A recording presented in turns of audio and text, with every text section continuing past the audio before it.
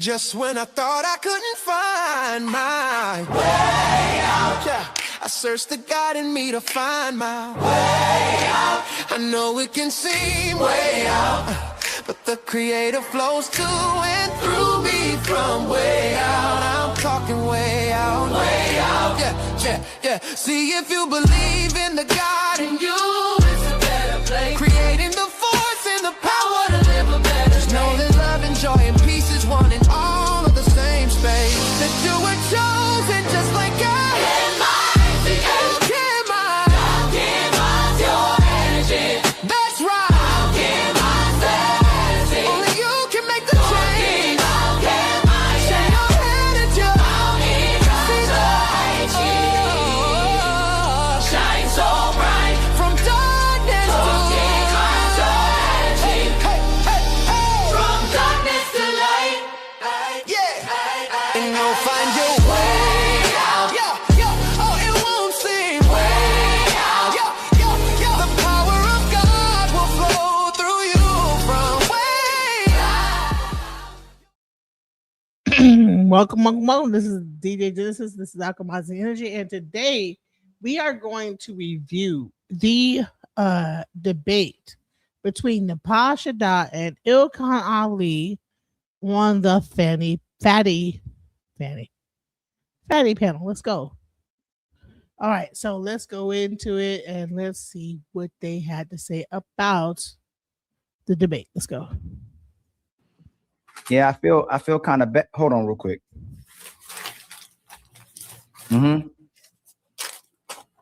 Okay. Sorry about that. That was God. He told me to take it easy on Napah. She already blacked out for the funeral. Now I just gotta.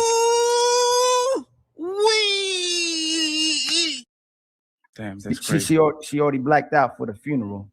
Now I just gotta give her flowers. I'm wearing black for your funeral. Oh shit.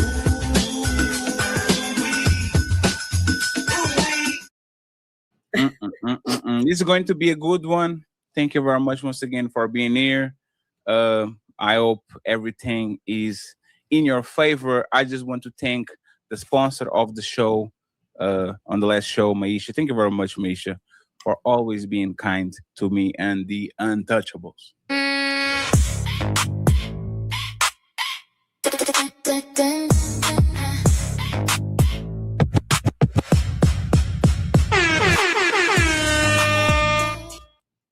Thank you very much, Maisha. I appreciate you.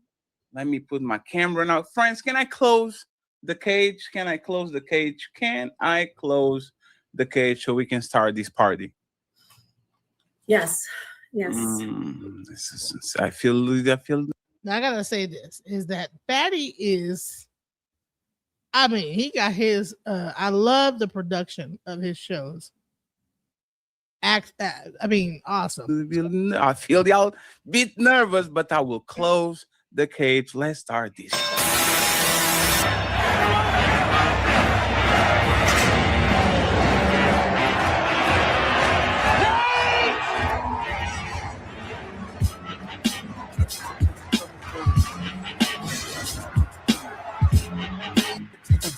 Will the guard please lock the cage doors at this time? Get the fuck out.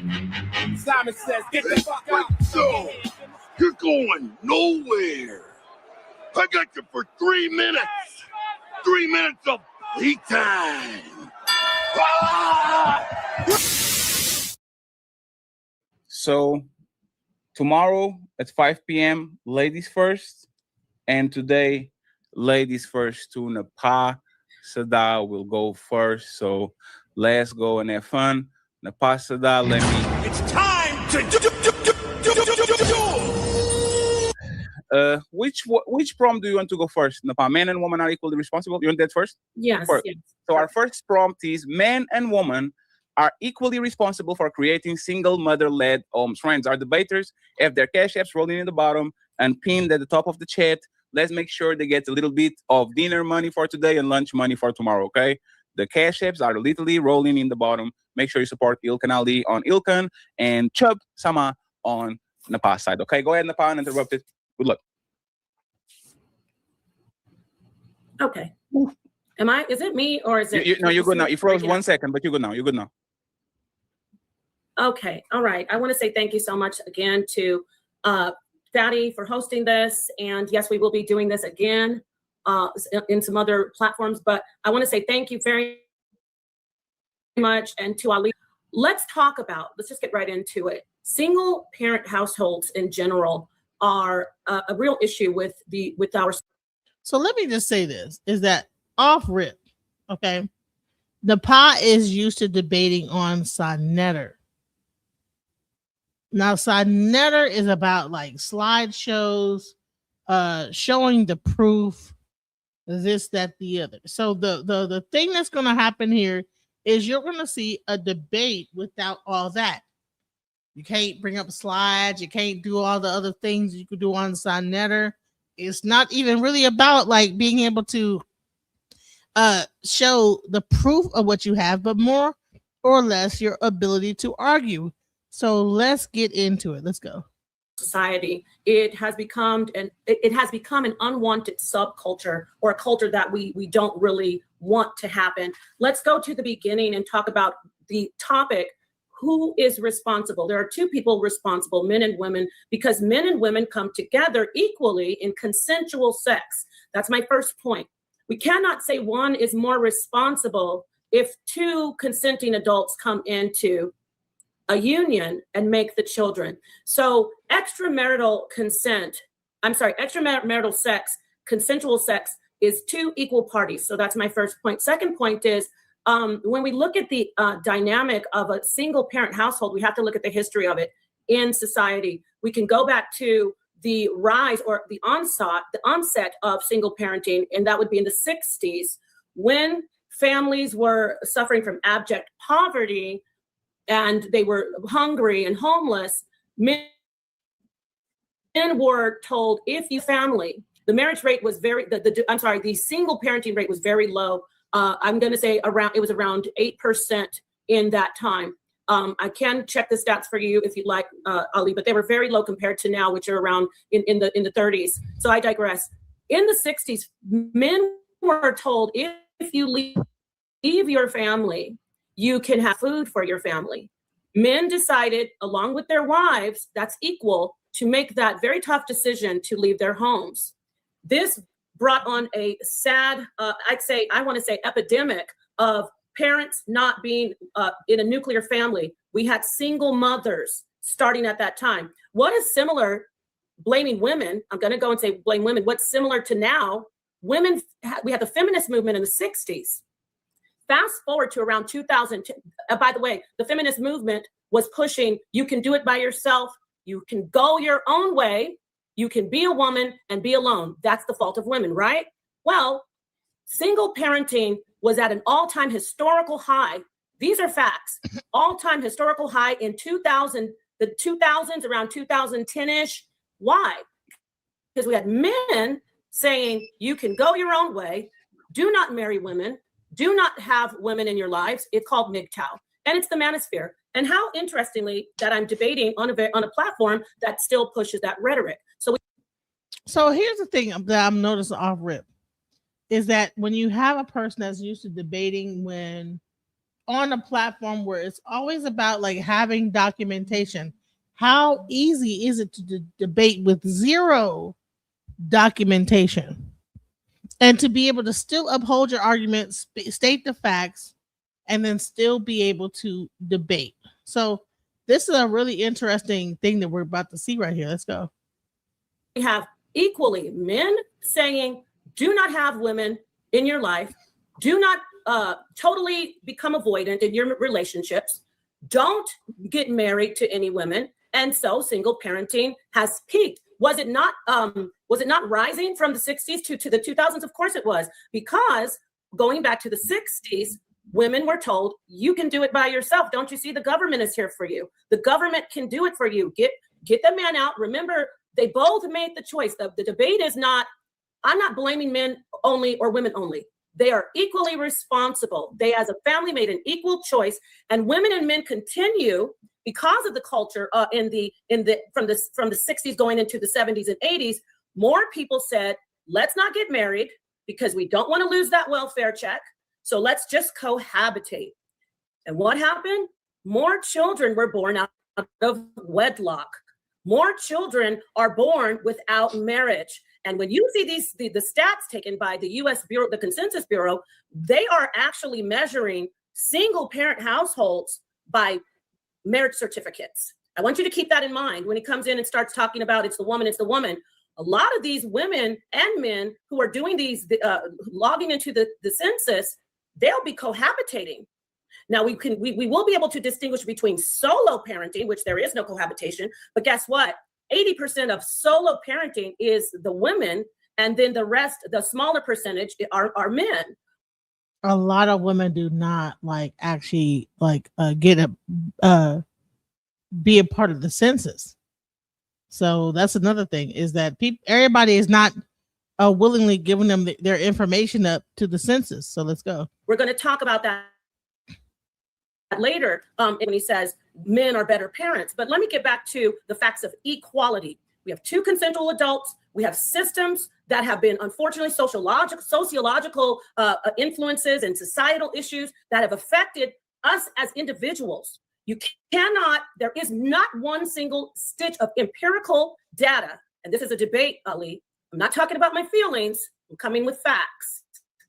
There is not one stitch of empirical data that says that one gender is responsible for single parenting homes. Not one. And if you can bring some facts to me, like I just brought for you about the welfare movement, the second wave of feminism in the 60s, the MGTOW movement, I brought you facts showing that is equal, men and women on both sides, because we are in a society that pushes us to survive, to function. And that is what is going on with single parenting, not one gender. We're not lopsided. We are in this together. We have to figure it out. And the last thing we want to do is sit down at a table and start blaming each other. Radical feminists blame men, and we get nowhere.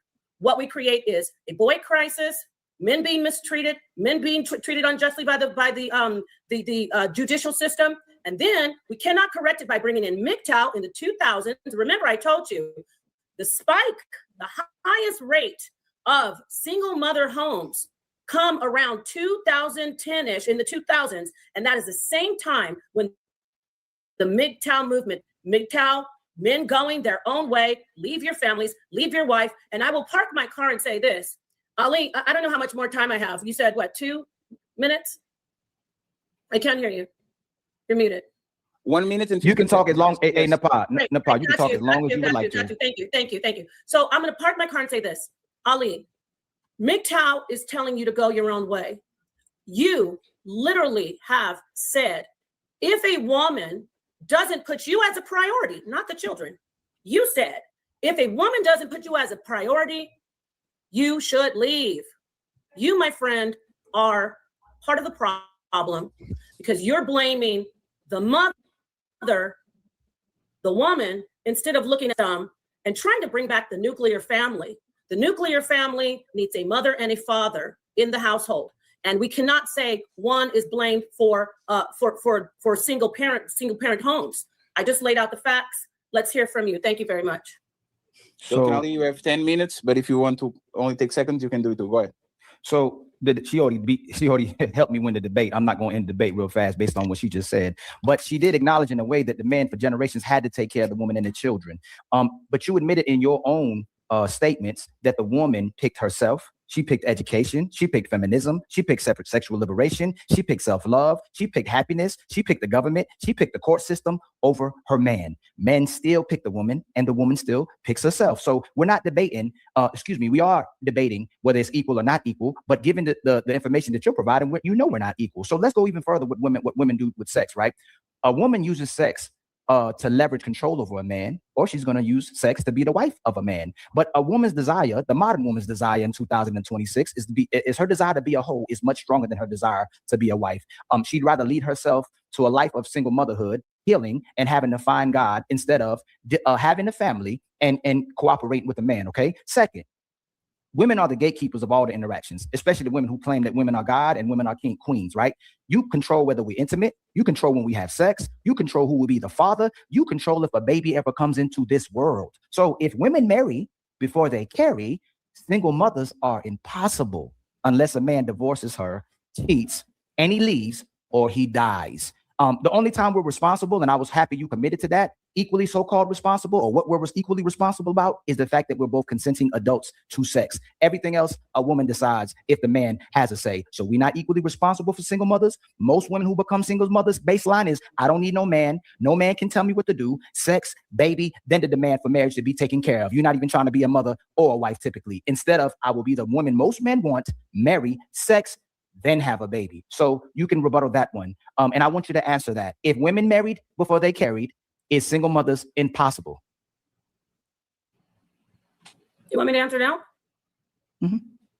Oh, okay. First off, you never gave me any empirical evidence when I asked you to offer me empirical evidence showing, I mean, experts, sociologists, psychologists, even some data from the judicial system. You gave me zero. But I will answer your question. You give it to me one more time about with women what? If women only carry when they marry, it's impossible for single mothers to occur. Yes or no? If women only married when they carry, you mean if there was, I covered that. Women, because of the onset with the LBJ, with the AFDC saying women cannot get welfare unless the man is gone. I covered that now people are having children out of wedlock and they're just cohabitating, marrying. And yes, the problem is, remember I said they're equally at fault. I'm not like, I'm not only one gender. Women should not have sex before marriage. And if they want to have sex before marriage, because they're going to, right? You shouldn't have babies. But newsflash, Ali, you even said, we're going to go back to the bare minimum. You said they're both consenting adults. Newsflash, men are having sex before marriage too. They're having sex with women. That's why they're having the babies. So wait, pause this. Go ahead. So there was a much easier answer to that, right? He said if a woman doesn't have sex before she was married, then there's no way that she could be a single mother. That's not true. If you get a divorce, you're a single mother. If your child's father passes away and you're a widow, you're still a single mother. Exactly. So it's a straw man argument. Good point. Pretty much straight up. Let's go. This is weird shit. Mm-hmm. Again, there is my point in the argument. Equal. Men and women are having babies out of wedlock. And this is the problem. This is the cause of single parent homes. One cause, excuse me, I'm freezing. One cause. The other cause is divorce. The divorce rate. Okay, thank you. I was saying, even though you're freezing, sometimes you are okay. So if something happens, I'll tell you. Thank you so much. So the divorce rate, we're going to go back to some facts. I'm not giving my feelings because you said a lot of stuff that's, just feelings, talking about women are gatekeepers of sex. This isn't some great Castle Grayskull, Masters of the Universe. It's relationships. You meet somebody, you both agree to have sex, period. It's not like she's the gatekeeper. May I please enter to the womb? It's sex. It's relationships. So I'm going to get back to the facts. There is in the past, after the onset of welfare, because of the systemic poverty, all of the system of men not being able to get jobs. I'm talking about the 60s. When we then they said, we'll give you welfare. LBJ said the Great Society. These are facts, historical facts. He said, I can fix it.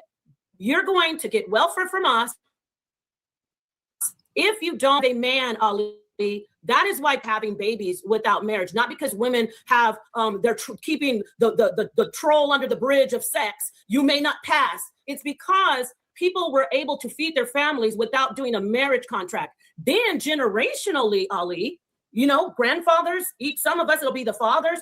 Generationally, children continue to see, oh, mommy and daddy don't get married. Oh, mommy and daddy don't get married. The marriage rate declined. Divorce rate goes up. Single parent households people are still being born. People are still reproducing. So it's not because women are gatekeeping and guarding the vagina. It's because people know if they get married, they will have more financial hardship. They'll have more financial responsibility. And that gets me back to MGTOW. I don't blame men more than women, but in MGTOW, men going their own way / red pill / manosphere, it's all one group of one subculture. Okay, they said, look, guys, I'm tired of women, us not having rights. Let's go our own way. Don't marry these women. Ali, don't you hear it? They say, don't marry them. They still want to have them. That's another subculture of the manosphere / MGTOW. They're called pickup artists. They still like sex, but they said, get the sex, but don't have marriage. Okay? It's not because women are gatekeeping sex. We are creating people who are okay with just living together. And I'm going to put this on the table. Women and men are still living together, and that is being counted as single parent households. You have to specify solo parent households because men are cohabitating with women and they're having babies together. Ali, it's equal, my friend. I'll pass the mic to you. What are your thoughts on what she just said? My thoughts are that yeah, she's right a bit in what she's saying about the solo parent households. If you go to the Census Bureau research on 2003 statistics, they do differentiate quite significantly between parents where there is no other gendered parent in the home. They even break it down as far as like children that are raised in households that are not that are not with the mother or the father. And quite frankly, in our community, 50% of us are raising children in dual parent households. So there's that. Understood. Let's go. So Ali has 6 minutes to reply. And after his interjection, friends, we're going to start to go on the back and forth, 1 point at a time. Let's not go on monologues, okay? Go ahead, Ali, and interrupt. So I wanted to point out to my judge, moderator of the conversation, that she's talking about the results of single motherhood. But I want to point out again that women control access to sex, who the father will be if a baby comes into this world, who they choose to marry, and they also will divorce as well too when they marry. But she did not answer my question that I asked her, so I will ask her again. If women married before they carried, would it be impossible for women to be single mothers? Yes or no? Unless the man marries and leaves, or she marries and leaves. If they married before they carried, would single mothers be impossible? Yes or no? Single mothers would not be impossible if they married before they carried, because there's something called divorce and men leave. You said men should leave if women don't put them as a priority. So no, it's not. I gave context and the caveat. Would women start out as single mothers or wives if they married before they carried? I'll help you out a little better. No, he didn't add that caveat. He's adding it now. Okay, neither men or women would start out as single parents if they're married, according to the Census Bureau and according to society and law. So neither men or women. You want to make it just about women? I'm telling you, it's equal. A man would not be a single father if they married, and a woman would not be a single mother if they married. That is a thorough answer. Do women desire to get married first, or they desire to have sex first? In modern society, are they going to have sex before they get married, or are they going to marry before they have sex? What would women rather do in today's society? Get married first and have sex, or have sex and then get married in modern society? Okay, you notice you keep saying women. This is consensual sex with two people. So both men and women, I already mentioned that.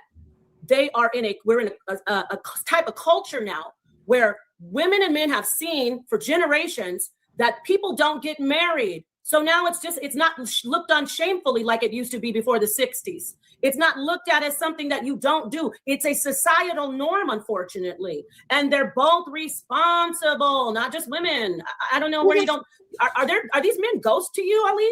Are they like? I'm gonna say this is that, like, when I grew up, marriage and sex were like hand in hand. I mean, I remember like the first time I had sex with a man, the first thing I thought was, well, I guess we're supposed to get married now. And he probably laughed like, you dumb bitch, whatever he probably thought. But in my mind, we're supposed to get married. So I don't get where these men don't understand that there's certain women that are raised up to think that, okay, marriage and sex go hand in hand. Like so I don't know. Maybe there's a thing where this is not a thing, but now the newer generation, marriage is not a requirement for sex. And I think that a lot of times we are having grown-up conversations about young people shit. This is what I call grown-up people having young people conversations. Well, yeah. Go ahead. Yeah, I would agree. I mean, I'm gonna give you a couple minutes, girl, because I don't got time for like these type of conversations. I think these type of conversations are very much asinine, right?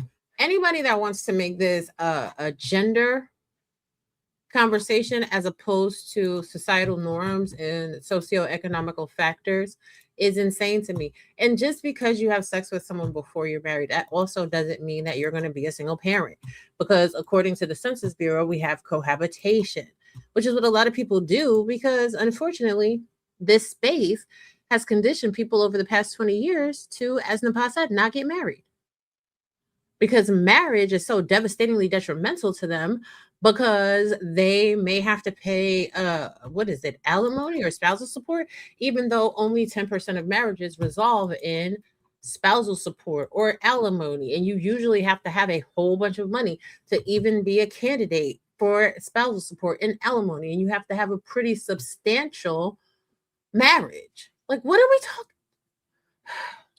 Exactly. And guys will be trying to protect some money that they don't even fucking have. Oh no, I don't want to get married because you can like come after my nothing. You're nothing. You're nothing. You don't have any money. Like imaginary friends. These women are in relationships with men. There's two people. It's called consensual. So the answer again is women and men are having children out of wedlock, unfortunately, because the societal influences, not just women. So I want to point out again. I will give a little bit more context on something else. I will point out that you're not answering my question, and you're refusing to, and you're derailing. I am answering your question. So my second point, you've conceded to it, but you're being disingenuous. You won't say the actual answer. Women have over 20 methods using contraceptives or birth control, where men have 5. Women have a patch, the vaginal ring, implants, hormonal IUD, copper IUD, diaphragm, cervical cap, sponge, spermicide, Plan B. Y'all have over 20 forms of contraceptive or birth control. Men have 5. We have the male condom. Yeah. We have we can get a vasectomy. We can do the abstinence, like you can do abstinence, or we can do the pull-out method. Your 2 favorite ones that you can also do is deletions and putting kids up for adoption. I want to point out to that as well too. So again, women have as much kids as they want to have. And women will get pregnant if they choose to get pregnant, or they're choosing to not get pregnant when they want to or don't want to. Most women have, if women don't have no kids, they chose to have no kids. If a woman has 2 kids, she chose to have 2 kids. If a woman has 2 or 3 baby daddies, she decided that, and she made the decision on that, and she dictates that. Men don't have equal say. We may have equal say when it comes to consent and having sex, but we don't have equal say on the rest of everything else. So again, I will ask you again, if women chose to marry before they carry, is there anything men can do about it if they couldn't take it? Okay, I'm going to answer your question, but for the audience, the debate is. You didn't. No, I'm going to answer your question. In fact, you could repeat it, but I need to let the people know what the debate is. Are men and women equally responsible for single mother-led homes? That's the debate. Now, you're asking me, women. I'll let you repeat I'll give you the mic back. Repeat your question, and I will answer your question. Again, I've been answering your questions, but repeat your question. You just don't like the answer. Because nobody likes like the piñatas with the fat. But if women, the truth. Ask me the question again. Ask me the question again. If women married before they carried, can men do anything about it? If women marry, you keep saying married before they carry. Are you saying have babies in matrimony? They marry before they have babies. Because I've already said that probably a good dozen times that men and women both are choosing married. There's statistics on this. This isn't my feelings. So you keep on saying if women marry before they're carried, I don't know. You're trying to put the debate on just women. If people married before they had sex, because that's more accurate. Napah, can you answer both? Napah, can you answer both? Wait, pause this. Answer the first. Can woman get pregnant out of wedlock if they decide to get married first, and then you can answer. So here's the thing. With the overturning and repealing of Roe versus Wade, women actually are not as liberty to have deletions as freely as they once used to. So I think that becomes an antiquated argument as well. There's literally legislature where insurance companies are not even covering deletions. What are we talking about here? They're like back in like about 10 years ago. Mm. A lot of this conversation is like, bro, are you in like the current like time frame? You can't just decide to carry or marry. If you're pregnant and you are in one of these states, you cannot have an abortion. So all this marry and carry conversation gets put out the window. But it's interesting because people want to be right. Let's go. So the second one that you're trying to introduce, so we can clear it up. Okay, if women had marriages before they got pregnant, we wouldn't have single parent households when they have the baby. Am I missing something? Okay. And now you can introduce the thing that you were saying about both. We wouldn't have them. Yes. Is that okay? What? I am having a serious delay. I think I have too many tabs open. Yeah, try to close a couple of ones because you are freezing. Yeah. Okay. So, yeah, Ali, this is the issue. Having sex without being married, and they have the autonomy. They're the ones that control having the baby. Let's say that. Women and men are having sex, but I get what you're saying. They're pregnant. They have more choices. They are for having a single parent household. On the other hand, men who with those 5 birth control methods, they consented to that out marriage. So they are also responsible. What the differences are, we can suss that out. But women decide to go ahead and have that baby, and men said, okay, I'm going to have sex with you. There's still equality there. You're trying to make it like, I thought you're anti-abortion. You know that people live together in marriage. It is very common. This is the problem of why we have single parent households, Ali. A man saying, you're pregnant, baby? You want him to say, have an abortion? What is it? You're so basically your logic, even though you're anti-abortion, is she could have had an abortion to stop that single parent household. The baby's there. They consented to have sex. Then they don't decide to go get married. They decide to live together. Those are a part of the statistics. They cohabit. In fact, more single father households are actually cohabitating with another person, usually a woman, and or their parents, usually their mother, because their mama was a single mother. It's a cycle. So again, you keep saying, oh, the woman has 20 different birth control methods. So what? You both decided to have. You didn't know, the breaking is actually the breaking starting to become a little bit stronger. Can you refresh real quick? This is a refresh. Yeah. So yeah, I'm gonna refresh and let him respond to that. But the thing that I'm saying is, no, Napah, is you freezing a lot, Napah? It's not being. I'm gonna go out. Yes. Is it her or me, Ali? She wasn't freezing. Ali, you muted. Is it her or me? She wasn't. It's her. Yeah. She had the delay. And he said she had a delay. She was not freezing. She was cooking. She was cooking. This is weird. When she's speaking, it's like it's delayed on her side. I mean, there was times where like got cut up. I don't want to speak while she's not here, so she hears it in case she says she missed something for me to rebuttal. But I want to point out to the judge and the moderator that she's not answering my questions, and she spends more time on deviating and deflecting and derailing from the question than the actually I will introduce the time clock after the first pause. So wait, you don't want to speak while she's not there, but then you're speaking and trying to influence the judge and the moderator while she's not there? Man. Girl, let me go because I can't do it with these two. These two are hilarious to me. I love you. Bye. I'll be in the chat. Girl, why you want me? Okay. All right, let's go. It is kind of irritating. On her notes right now, trying to figure out the rebuttals, Chat GPT, Gemini. I don't know why it's taking so long to refresh. My sister Napah. But I will say, nope. Not valuing the nuclear family. Just write it down. Just write it down. All right. And by the way, shout out to Red Lipstick Vibes. Thank you for the Untouchable Empire, baby. Now, what should have happened is that all that he said should have been things he wrote down on his pad and pencil. But what he did is he's talking and saying things to influence people. Let's go. Appreciate you. Shout out to the lovely Maisha with the $50.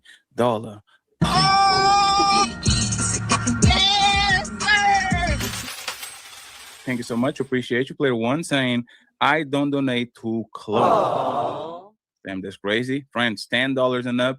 You can ask questions that are going to be read at the 30-minute mark on the last 30 minutes of the show. We still have 1 more hour of open debate because there's no more winners and losers. I'm kind of letting Napah talk a little bit more, but I will make sure and ensure that questions are answered when it's time for me to ask questions. That's why I said, Ali, if you think the questions are not being answered, I'll make sure on the Q&A part where you can participate to actually do that, okay?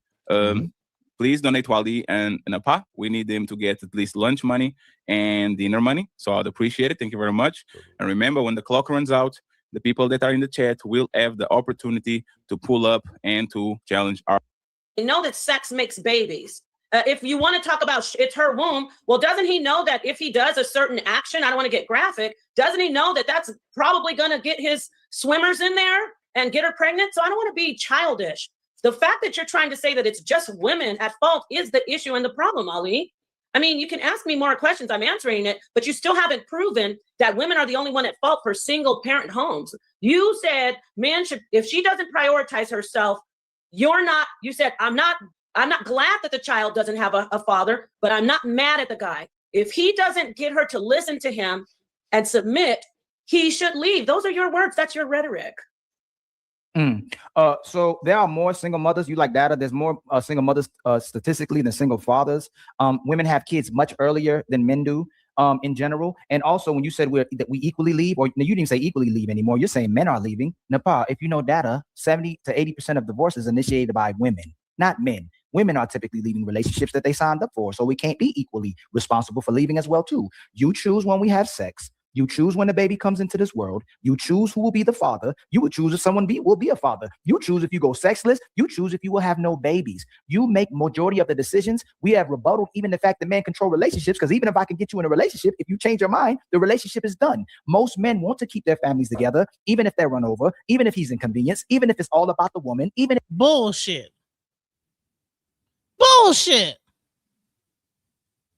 Man, do you know how many men, the moment the woman tells them that she is pregnant, will say, well, what you fixing to do? This guy's lying. He's lying his ass off. If the man is not prepared to have a child, the first thing he's gonna do is ask that woman, what you gonna do? Not what am I gonna do, but what are you gonna do? Then he will go into all this about like he ain't ready and blah, blah, blah, blah. Even though he went up into her, raw as fuck, came, everything. The first thing he's fixing to do is ask you, what are you going to do? Not what he's going to do. So he's lying. Let's go. If he isn't happy, but the woman will over and over and over compromise herself for her own delusion and idea of happiness, because she's even miserable when she's single again as well too. So most women, whether they single or in a marriage, are typically still miserable. And instead of putting the family and the men first, they choose themselves. So again, whatever way you want to go, the women are controlling and dictating the market. There's a great philosopher named Fatty that said yesterday, and I will concede to this. I'll say this first. If men say, a great philosopher named Fatty. Are we really serious right here? Are we really gonna like say that there's a great philosopher named Fatty that said something? This is getting really weird and strange, but okay, let's go. We like women who be quiet. Women will talk more and talk more aggressive and talk as much as they would like. If the great philosopher Fatty said, if women said we only want to talk to one-legged men in mass. Hold on, bro. The great philosopher Fatty. This is getting weird. Legs to be with women. That's how much men love men. Whatever terms y'all create, whatever standards you create, men try their best to adhere to that, and it still isn't good enough. Whatever terms we want, whatever expectations and standards we want in families or without families, single or in relationships, y'all run from, because you believe self-empowerment and freedom is controlling your own body, your own thoughts, and your own leadership. Again, this is not equally responsible for single mother households. Women are picking to run themselves. They're not picking for men to run them. And I will ask you this, Napah, another question you will not answer. I know you won't. Do women and children flourish better under the control of women, or do women and children flourish better under the control of men? Okay. I'm going to address everything you said, and I'll start with your question. Do women and men flourish better under the control of women? Do women and children flourish better under the control of men or under the control of themselves? Okay. I will answer that question if you answer this. Who runs society, men or women? Is this a patriarchal society or a matriarchal One society? second, Napah. We can't do that. We can't do the thing part. We can't do the thing Okay, part. then I'll answer the question. This is a Answer the question and patriarchal. then yes, answer and then you can answer. Do women and men? All right, before we go into that, welcome to the chat. Man in High Castle, what are your, I mean, I know you gotta like do a whole like thing. Go ahead. Good evening. Good evening. No, I just thought what I saw was I had questions, lots of questions. Okay. Do these fellas have children? I know that Ali has children. Fatty, I don't know. I know Napah has a child. You know, I'm a mother. I'm speaking about the fellas. Okay. You know, this is very strange, you know, because I don't have these type of hang-ups, and I don't know these fellas. I don't know too many fellas in my life that have these hang-ups that they're going to just get on stream every single time and bellyache about what they can't have and who has more control. These fellas are feeling flip out though when they find out that women have the ability to choose what gender of their child. They've always have. You know, that's always been a suspicion back in the day. Well, you know, right now science is saying it's the male that chooses the child. So that's been like the whole thing. Is that's why men feel like so much in power. Because of like the Christian church and the whole thing been going on, you will see things saying that okay, the sperm chooses the sex of the egg. So therefore, there is certain levels of empowerment that comes with that. Like that, okay, we choose the sex, we choose this, the DNA, the whatever mitochondria of the sperm chooses certain things about the person that whatever. So therefore, there's like some level of ownership. But it doesn't even all this don't even matter if like, bro, it doesn't matter if your sperm chooses the sex, but if you don't even want to be there for your own child. You're talking about like a woman getting pregnant by you and getting an abortion. Because what other way is there? If you impregnate a woman, what other way is there to get rid of the child? Unless it's abortion. I don't get it. So let's go further. This is weird. Flourish better under the control of women or men. This is a patriarchal society, number one. So we're under the control of men. You decide how well we're flourishing. Number two, that question, do men, it depends. It depends on the person who is leading, not their gender. And guess what? That's not according to Napah. That's according to experts, sociologists, psychologists, people, and even people who've studied throughout time, anthropologists. There is no empirical data showing that gender determines who rules better and who's a better parent. We're not into that conversation yet, though. So I've answered your question. You don't like the answers because they hurt your feelings. They hurt your debate as well. Women and men are under a patriarchal society right now. Women and men are under a patriarchal society right now. How are we doing? That's rhetorical. Don't jump in. When you start talking about do they flourish better under men or women, guess what? If we're going to get back to the conversation of the debate, they flourish better when children have two parents. Two parents. Gender isn't even always relevant because new studies are coming out saying that if children, the studies are only for heterosexual research, but they're showing that this data that we're talking about bad parenting, they're measuring LGBTQ two-parent households against heterosexual single-parent households. I'm going to leave that out there on the table for the next part of the debate. Let me get to some of this rhetoric that we need to knock down today. I'm tired of it in these forums that you guys are in. doing play, throwing out that women have 70%. They are the ones that initiate divorce. Guess what? MGTOW came around in 2010, and they told people it just came to a head. It came to a complete head. Everything that was that train wreck that was coming from the 60s, when they said you couldn't have a man in your house, it all came to a head in the 2000s, because women have been told, you don't need a man. You don't need a man. You can do it. They're poor. They're broke. Let the government help you. I said that. Remember, it's equally. I'm not taking the blame off of women. Men said, fine, you don't care about me. I'm not going to be worrying about you. I'm not going to worry about those kids either. Bye-bye. Men left, still equal. Men said in the 2000s, don't marry these women. Do not marry them. Leave them if they don't listen. And guess what? They said, we don't want to deal with the government. I'm talking about the men. You got to be, this is not for slow gases. This is for people who have some sense. You got to look at the complexity. Because these men said, we don't mess with the government, but we don't give a damn about you women, and we damn sure don't care about being married to you when we're already married. The women went and they got divorces. If you look at the reasons for divorce, it'll be adultery, not communicating, men going their own way, not wanting to be involved with you. The movement of men is, I'm going to just withdraw. No man is going to go in there. Most men aren't. They're not going to go down to the court and get a divorce, because they know they're going to have to pay. They know they're going to have more headache with the government. They know that the judicial system is against them. Let me say that 3 times. They know that the courts are against them. One more time for slow gases. Men are not initiating divorce more than women because they're not stupid. They know that they are going to get the short end of the stick. So all that, ladies and gentlemen, next time you hear them bring up that 70% of divorce, he's already checked out anyway. He's probably not even living home with those kids. He's probably still married on paper, but he's left the household. Remember that the stats are coming from measurements of paper marriage, paper divorce, and who is not married. We're talking about single mother households, Ali. We're not talking about she gave it to me and now she won't let me do it. She won't do what I say. So I'm hurt. We're talking about who's responsible. Both people are responsible because they don't value marriage like they used to before the 60s.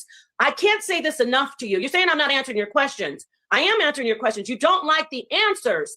Men and women are both responsible for single parenting. Women are having sex with men consensually. You make it like men are little weak puppies that just follow behind women. She doesn't want me to do that. Okay, I want men are autonomous, responsible beings.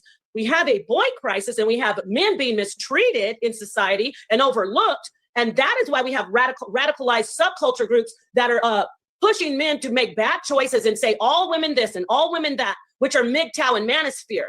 Instead of saying certain women are toxic, I'm going to avoid them and build with good women. And then women should say certain men are toxic, I'm going to avoid them and build with good men. That's the issue. So I answered your question. Thank you for letting me pound it in that men and women are both responsible adults when it comes to parenting. If we had valued like we used to, men and women both, if we didn't say, because I don't like that he's not talking to me, I'm going to go down and get a divorce. So see, I'm still blaming the women. But all this stuff about initiating divorce, they know they're going to win in court. But they shouldn't go get divorces. They should stick it out. You should only get divorces if you are harmed or in danger. But men are withdrawing. Men are saying, I will not get married. And that is the reason for single parent households. Women and men both. Goodness gracious, I can't say it enough. I feel bad. All of us, now I feel like I'm just beating you up. It's not even fair. It's not even fair anymore. Go ahead, brother. So just because you say it's not fair doesn't mean it's not fair. You're actually cooking yourself. Okay, it is fair. And that's the third time you interrupted me. I'm not interrupting you. That's the fourth time, and you're contradicting me contradicting yourself as well too. You'll say that kids need 2-parent households, but then you say women can lead families just as well as men. You'll say you're against single mother households, but then you say women can do again what men can do. On top of that, you say they're equally responsible for single mother households, but you said men are mistreated by women in society. You said women will leave men. You said women will use the court system against men. But you say that men are equally responsible. I never said anything like that. This isn't the type of debate where I have to wait till you stop talking. I never said that, but keep on lying because you're hurt. You want to take my time? Because I want you to interrupt me. I didn't know we had time like that. Go ahead. I'm sorry. Let me mute out. So you admit men are not equally responsible, but just like a woman, you want men to take equal blame for your failures, and you want to take make us equal when we are successful. You don't want to take blame for the failures, and you don't want to hold yourself accountable for how you affect relationships in today's day and time. If you believe yourself, which you say all the time, that men are leaders, you can't contradict yourself and then say men and women can do the same thing, especially when women don't least listen. So if we're the leaders and women don't follow or listen to the man that comes inside of her or listens to a man she has baby with, we're not equally responsible. If she chooses herself, if she chooses the government over the man, even though she has a kid with him, we're not equally responsible. Napah.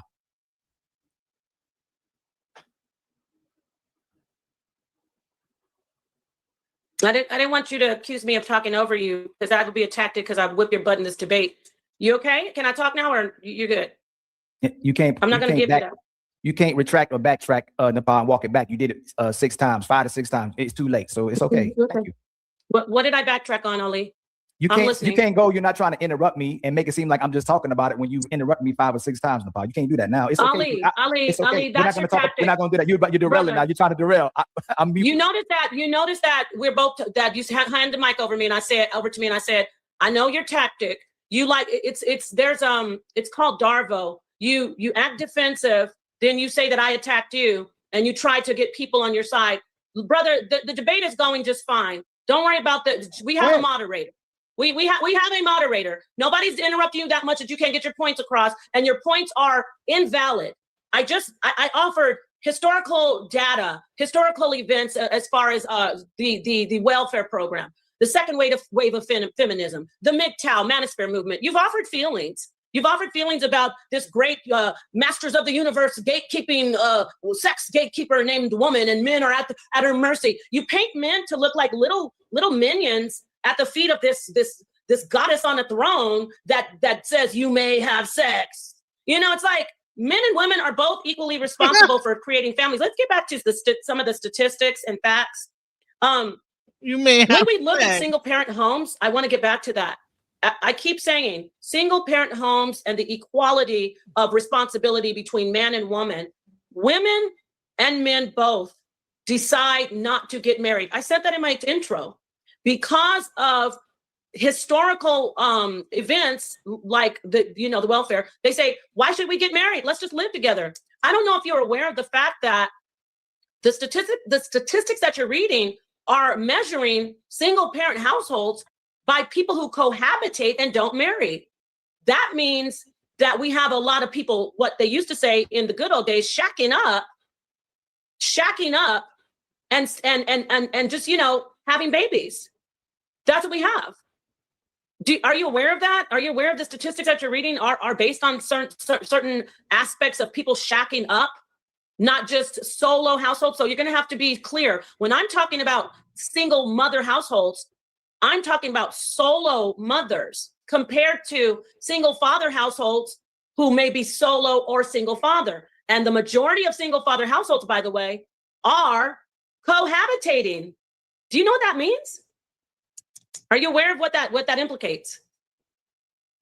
Yes, you're not marrying before you carry. You let me bust you down. You let me have my way. You're without willing to cooperate for what it takes to get a ring. And then you want me to turn back around and buy the cow after I milked it. Instead of you know what's crazy is that you're being contradictory on this panel because you tell late. Now, this is your talking point. You get mine wrong just to argue something that I've never said while you're losing and getting cooked. And this is an easy one, right? You yourself tell women to keep their legs closed and don't have sex until the man marries you. That's what you say. So they don't end up what? A single mother, which means I don't say that they can. Who? Yes, you do. You tell women to get married. I don't say so. You don't end up a single mother. You lied on that part. But I do say so why do you tell them to get? So why do you tell them to get married before you have sex with a man? Because you should, if you want to keep a man in your life, women want to get married. Sorry, I know that's your talking point with the manosphere. Women and men both ideally want to be married, meaning they don't want their children to live in broken homes. I know you want to paint this weirdness about it's like a witch hunt. Women only want broken homes. We're the heroes, brother. That's MGTOW talking points. Go on your own way. Women and men both want to have stable nuclear units for their children, for their lives. So I tell women, if you want a man to stay with you, don't have sex with him before marriage. You just admitted that men are having sex. That's consensual. Men are having sex. Do you think men are little babies without responsibility? Or do you think men are actual responsible individuals? That's rhetorical. Obviously, men are going into relationships, having sex, knowing that they can possibly get a woman pregnant. When she gets pregnant, they don't, it's not like they're shocked. They may be unhappy or happy, but it's not like they're shocked. Okay, they know, oh, you're pregnant? Okay, we did have sex. When a man gets a woman pregnant, they both should decide, let's stay together. Let's have a nuclear family that loves and puts children first. We have to make sacrifices. Marriage is about making sacrifices. We have to be able to put our differences aside, not break up a house. First off, we should get a marriage contract to make these children legitimate. Once we do that, let's go ahead and not leave this family. Let's work it out. I'm talking about if there's no violence or abuse. Now, back to what you're saying. You tell women we can bust you down. You're not, do you hear yourself not giving men any type of autonomy or responsibility? We can just, you're not babies, you're men. You have the responsibility to get married before sex, just like she does. She's not the boss of everything.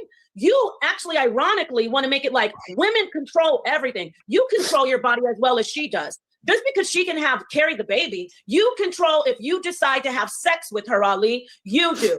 You decide if I put myself inside of her, she could have a baby. And what they used to do as men, they used to make her an honest woman and make the children legitimate, and they'd go down and get married. And they understood, because before the 60s, they saw marriage families, nuclear family, nuclear family. After the 60s, they saw mom and daddy don't live together. Mom and daddy didn't get married because mama needs welfare. So they just continued. Let's just have babies without marriage. So you are blaming one side, and that's why we're not getting anywhere. When we look at both men and women, we say, you don't have sex before marriage and you don't have sex before marriage. And if you're going to, you both are responsible for that child having a single parent household. I'm trying to hammer that into your piñata. You're both responsible. So Napah, you are outside of the fact that I love you, Napah, right? You are the representation. I love you too. You are the representation of most women. You think just because you say something, you're right, and it ends up biting you and nipping you in the bud, right? So the problem is women have a fun phase. Women have a whole phase.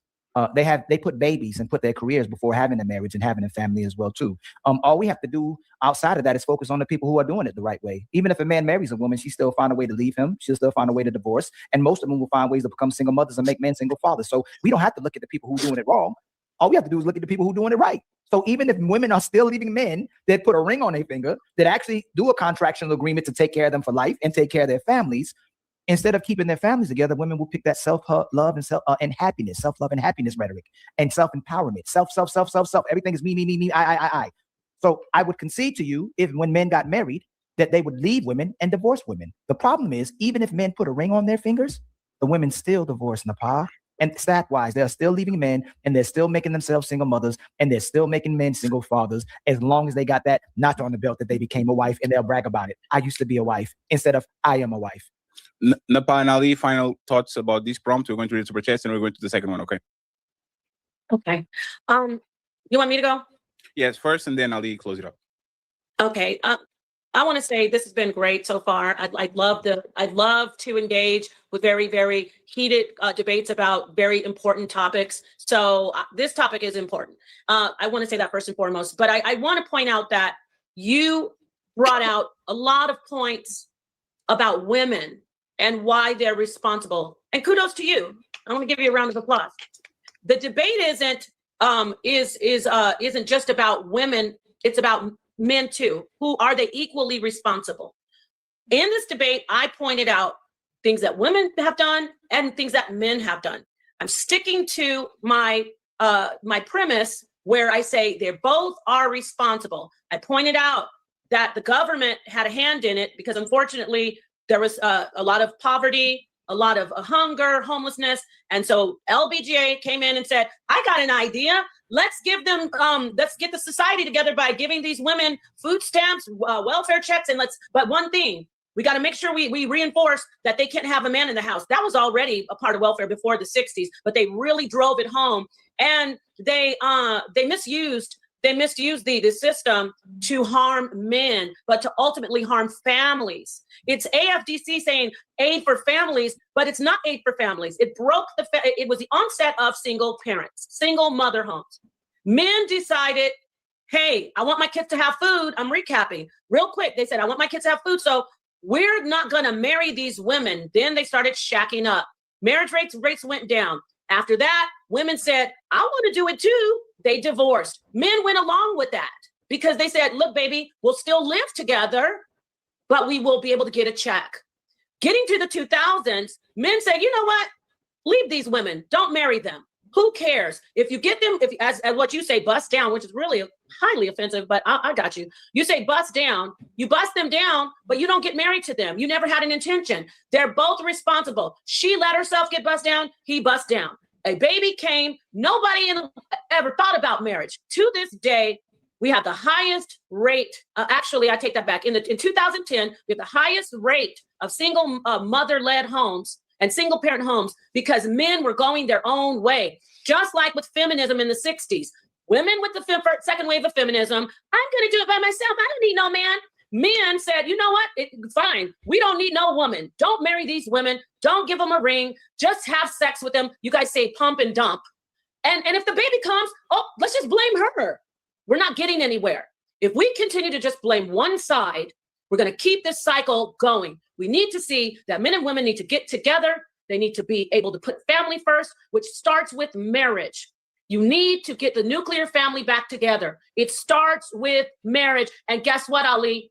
Marriage isn't one-sided. It's equal. And so is parenting, and so is single parenting.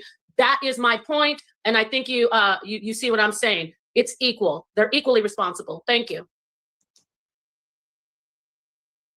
So the bad thing about you is you can't do what most of the time women do. Y'all like to push that feminism in your own way, and the man has to keep bailing you out. Every time you fail, drop dead in your face. So even though you came here to debate most of these things that you're saying that's not facts, but you'll always be able to find a nice man to rest on, a nice husband to go to who'll still take care of you, even if you make horrible decisions. You can't do this in this debate. I didn't come here to debate you on if men are equally responsible. I came to debate you on who's the most responsible. You already said that the only part, and I conceded to, that we're equally responsible is if we have sex. Or if men have sex. That's where we both consent. That's where we equal. But if you control when we can have sex, who's the father, when the baby comes, when you marry, when you divorce, if you control over 20 forms of contraceptives and birth control, if you can delete the kids when I want it or keep it if I don't, if you can put it up for adoption, we're not equally responsible for sex. We're not equally responsible for the babies, and we're not equally responsible for you becoming a single mother.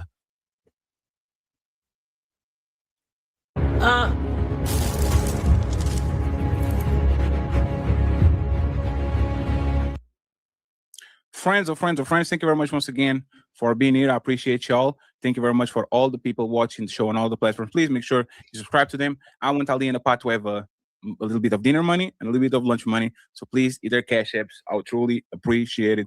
It's not my day today. So please make sure that they get a cash app and a PayPal. You want to say something, Napah? Yes. What was the title of the debate that we just did? I want people to hear, because he said we didn't come to. What was the title of the debate? You're talking about the prompt? Men and women are equally responsible for creating single mother-led homes. And thank you. So thank you very much. Don't quit. She's in the building saying Napah is a real debater. Ali's just talking crap. Napah 3-0. Damn, that's crazy. And she just saying that because I made her a single mother. Damn, that's crazy. Stop hating on the creature. And by the way, Carl Anderson with 10 Untouchable memberships. Thank you so much, Carl, for supporting the Untouchable Empire. I appreciate you, sir. I believe that there's multiple so-called Black leaders who believe that they are untouchable. The Untouchable Empire, baby. Thank you very much. And They Live says, women and children can come last, just like modern woman put family last. Thank you very much. We have Mr. Zero Fallout saying, Napah kept so much. Only 5% of kids are from non-married cohabitation. 23% of kids are from single moms. How is it both? It's 64 in the community. We have one more, and it says, They Live. When did women who have visited Planned Parenthood regularly and in the streets become so marvelous? Thank you very much. Questions $10 and up are going to be answered in the last 30 minutes of the debate. If you feel like the debater didn't do a good job and you want to challenge him on a point, I'll give you 5 to 10 minutes to come in and to explain exactly how they should debate. I'm gathering some questions. I will make sure to ask y'all a few. Okay. Second prompt for the last 30 minutes of the debate: men are better parents than women.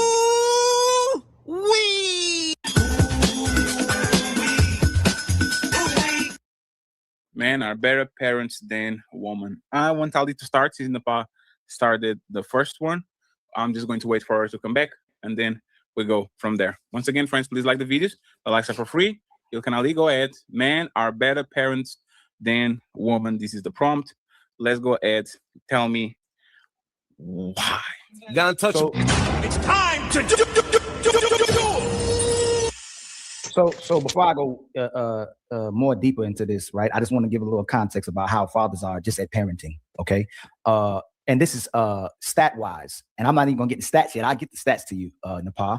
Fathers are more rule-focused. Fathers are more disciplinary. Fathers are more likely to enforce consequences consistently, and less emotionally swayed than mothers are. Mothers tend to negotiate with their children. Mothers tend to comfort their kids, avoid emotionally distress, and they tend to bend the rules so their kids get their way, so they don't have to enforce it the way a man would have to enforce it, so she looks like a good mother. A lot of women tend to compromise the order of the household to comfort herself and make herself feel better, depending on what she's going through in the household, where a lot of fathers typically implement order and, again, the consistency of the household. I will get the data. I'm going to give you some more data as well too, when it comes to why fathers are better parents than mothers. But fathers will prioritize right and wrong over what's in the best interest of the mother solely as a parent.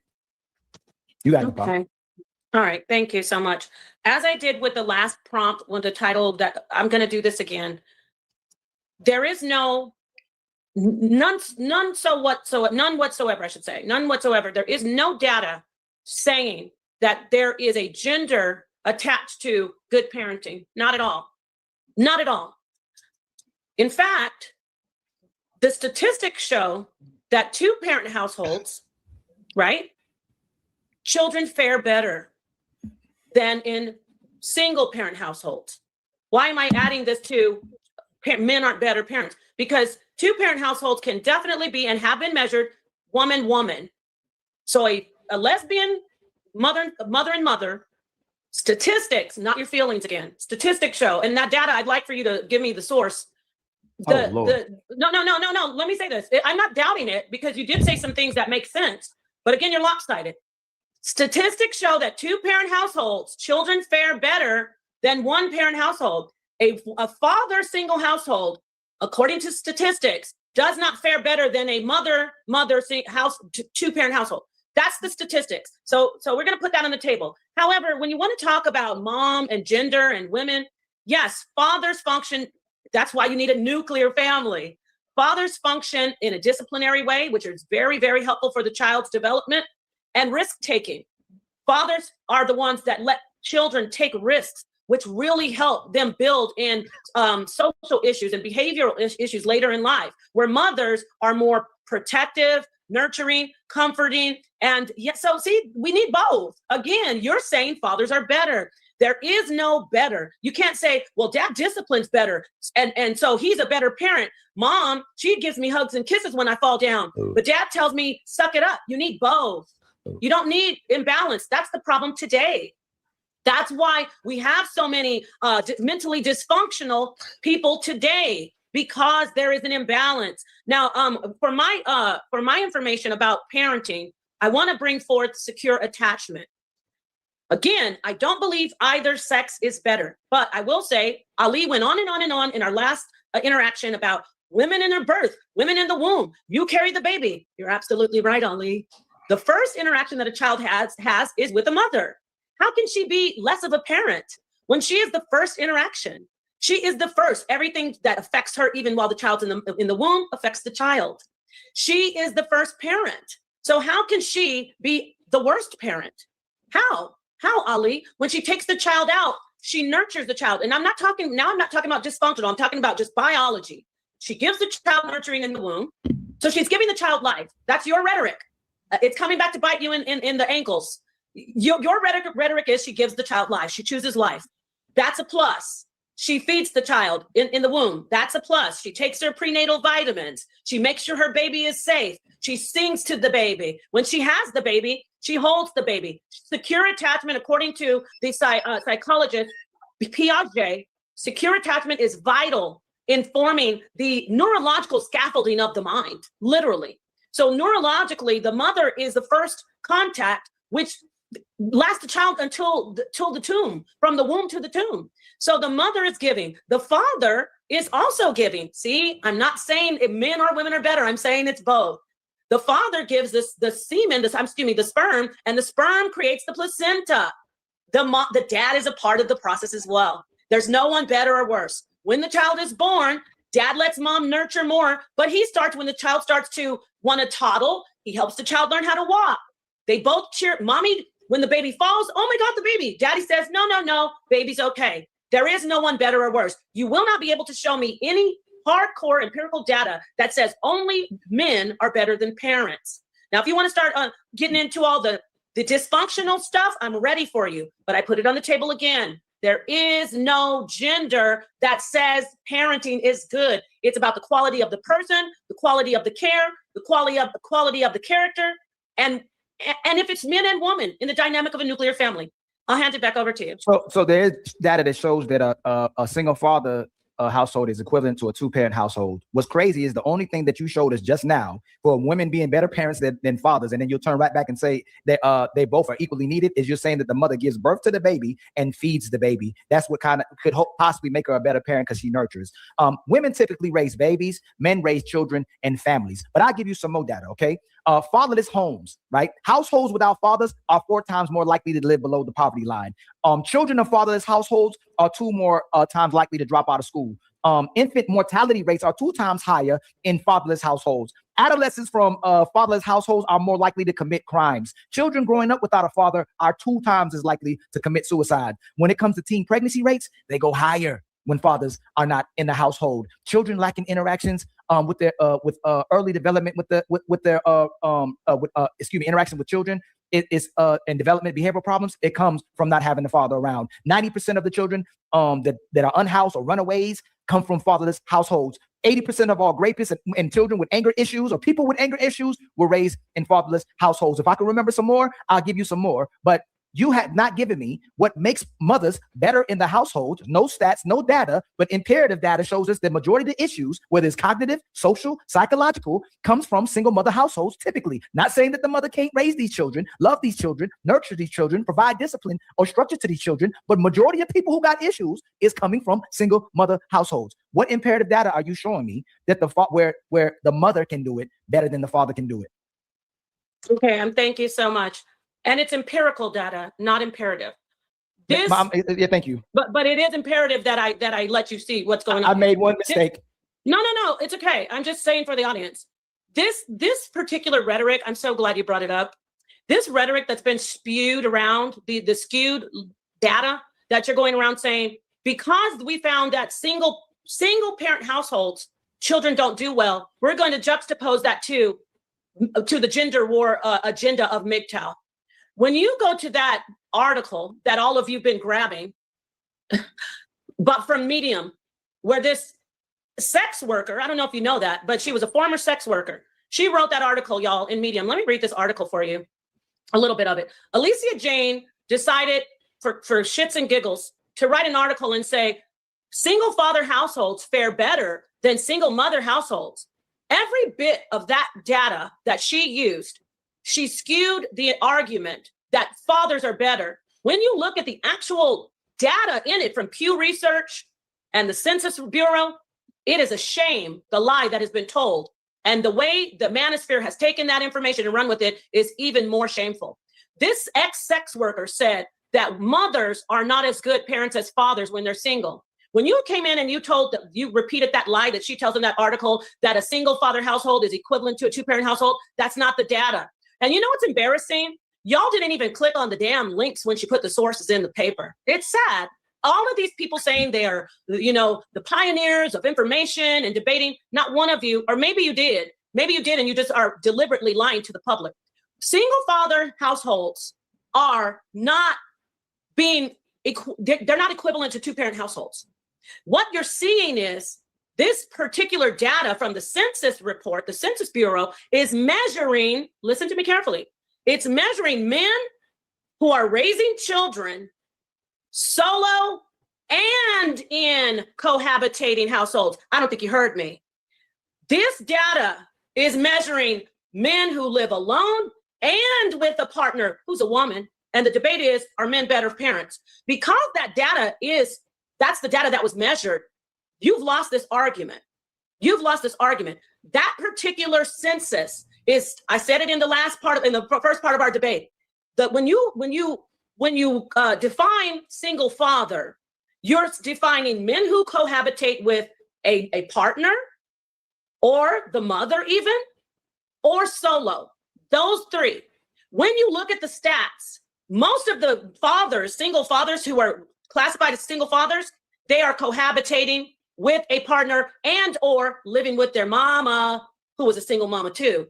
If you look further into the research in that with the sex worker, that Alicia Jane, who gave you guys that information about single father households are better, if you look further in the research, you will find that 81% of the mother homes are solo. What does that mean? We don't have anybody else in there. There's no daddy. And guess who left that house? The man did, because according to Ali, if she doesn't listen to you, you better leave. I thought he was a better parent because the woman has, and I'm not, this isn't a battle of the sexes with me, but I got to give you the facts. The woman said, you know what, I'm going to do this. I'm doing it by myself. Of course, a broken home. Fathers are needed. They must be there. It's not an option. You must have a father. You must have a father in the home. But guess what? You must have a mother. So the data that's been reviewed for the mother, we're looking at most of it, an actual single parent home with no one living there. You can get the stats, but I have them on deck. I got them on deck. So don't use that information. That information about, yes, there's more teen pregnancy. Yes, there's more suicide. Yes, there's more of everything negative because their father is not in the home. That doesn't mean that he's a better parent. He made a mistake for leaving because he listened to MGTOW and he listened to Manosphere and he listened to Ali saying, if she don't do what you say, if she doesn't prioritize you, leave. That's not a better parent. No parent is better because of the sex or gender of the person. So yeah, I want y'all to stop using that skewed information. Fathers are, one more thing. The data that you brought out is used by, let's say, sociologists and psychologists who say fathers are necessary. So they're looking at it saying, you need to have a presence as a father. You have to be there as a father. When we're looking at these single mother homes, it's because the father isn't around, Ali. He won't come see the kids. When you're looking at those stats about doing poorly in school, getting in gangs, and also poverty, of course, poverty and the father not being around. Riddle me this. How can he be a better parent when these stats are coming from him not being around? Interesting. Checkmate. You just checkmated yourself. All the issues that women are complaining about, where their children are failing, where their children aren't disciplined, where their children are committing crimes, where their children have self-esteem issues and social issues, is because the daddy isn't around. If the father is raising the kids by himself, he can implement all those things and implement discipline, and most of those kids are going to comply. They're not going to refuse because they have to listen to the father. If there is a two-parent house where children can fail, or a daughter is becoming over-sexual, or the mother is pushing her to use her body as leverage for attention in society, where she's emasculating the father in front of the son, it's typically a woman who don't allow the man to be a man inside the house and allow him to enforce that type of incentives and that type of household regulation as well too. You checkmated yourself and admitted that the problems are happening because the father isn't around. Go look at single father households. Go look at households where the father has his children, whether it's a son or a daughter. Most of those kids comply. And a lot of times they want to go back and live with their mothers so their mothers can enable them, so they can do what they want, and so they can get away with everything that they want to do and step out the house as much as they would like as well too, and sneak little boys in the house as well too, dress how they want, talk how they want, and act like they want. When you have a man in the household that's allowed to be a man and a father, when you have a single father household, when the kids come over and stay with the father, you have a better household where a father is typically a better parent. You admitted yourself, and I'll use that as a checkmate, that the problems are happening because the father isn't there. It demonstrates the value of men, and it demonstrates the value of the man being a father. I never said that a father is, I don't know, maybe you are putting in earplugs when I speak. I said a father is crucial, but the father has left the home because he took your advice. You said, if she doesn't prioritize, you leave. That, for me, is ridiculous advice.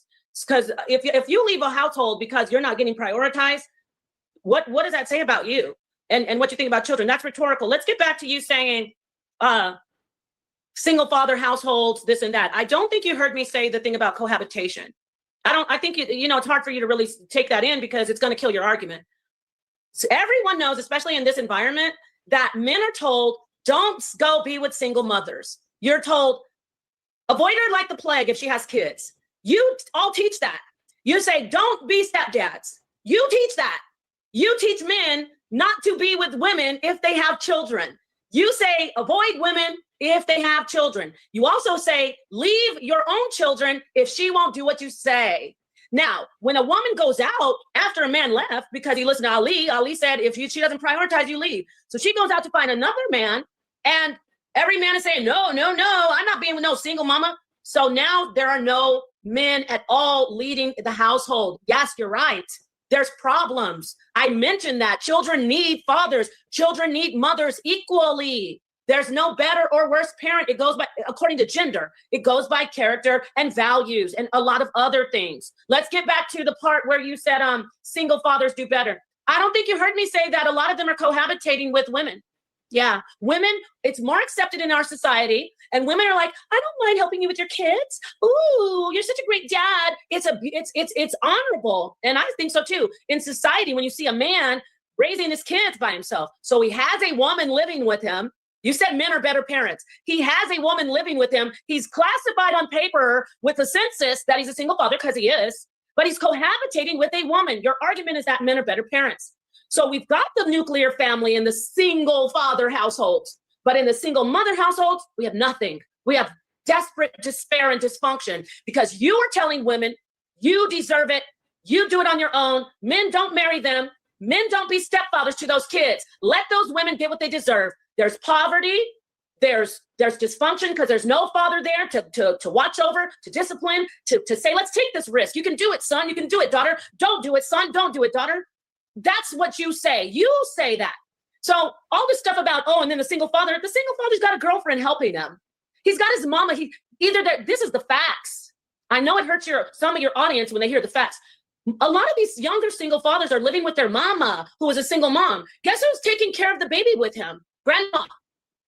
When the single woman gets pregnant and she's young, she'll stay with mom for about a while. And then she's like, I can't do this because it's a cycle of dysfunction. She moves out on welfare and then the government helps her. She gets the welfare unit to live in and she starts living by herself and nobody wants her because Ali and all the manosphere said, don't be with her.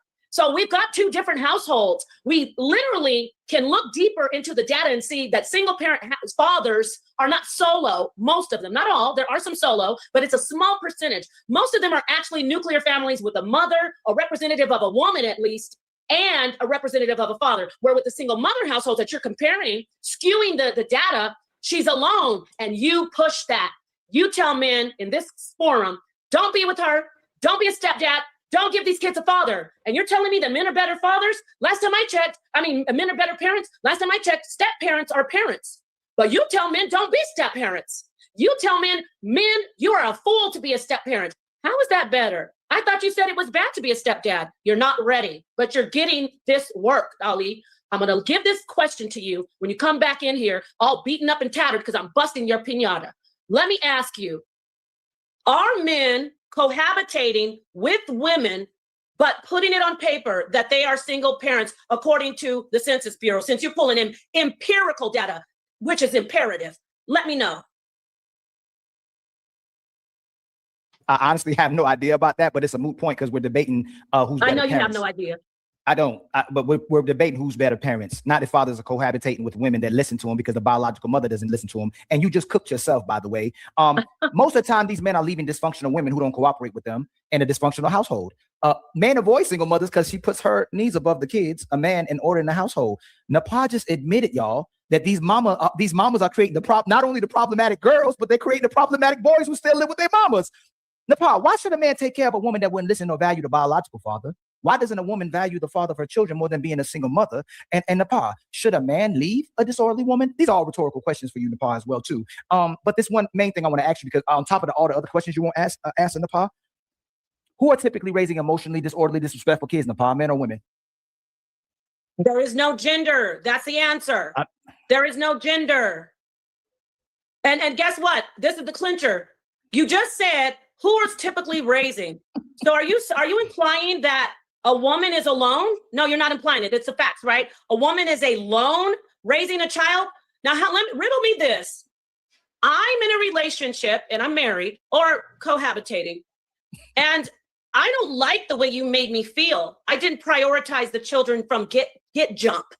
If I didn't prioritize the children from get jump, I must be not a great parent.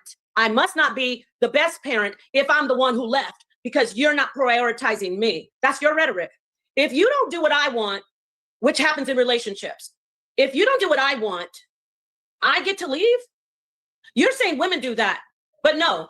When we look at the facts, men are the ones leaving because there's more single parent mother-led households, 81% to be specific in society today. So who's leaving? How are you the better parent and you're the one who left? Dun, dun, dun, dun, dun, dun, dun, dun, dun, dun. You're not the better parent. There is no better parent when it comes to gender. I'm not doing the battle of the sexes, but I'm not going to let you sit up here and lie and say women are not better parents. She's literally staying with the child. Now, if we're looking at the single father households, I'm not saying all are cohabitating, but a very small percentage compared to how many are cohabitating. So I killed that argument because there's women involved when you compare the dysfunction to the balance. But for the solo fathers that are living by themselves, they're getting told, hey, you're doing a great job. Yes, you got this. Where the women, and that's building up their morale. That's my point. When we're talking about dysfunction. Well, for the women, you're being told, you're garbage. You're the reason these children are suffering. You're dysfunction. Oh, you just want these children to be you don't care about yourself. What do you think that does to the psyche of a woman or a human being in general?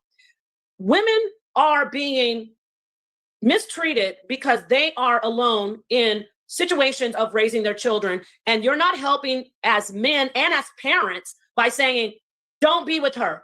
Don't be a stepdad. Don't be there. Leave if she doesn't listen. You literally, I just wrote it down. You said, if she doesn't listen, that's your issue. You are so worried about being the parent to a woman and governing into having her submit. You're not worried about your own children and the consequence of you leaving.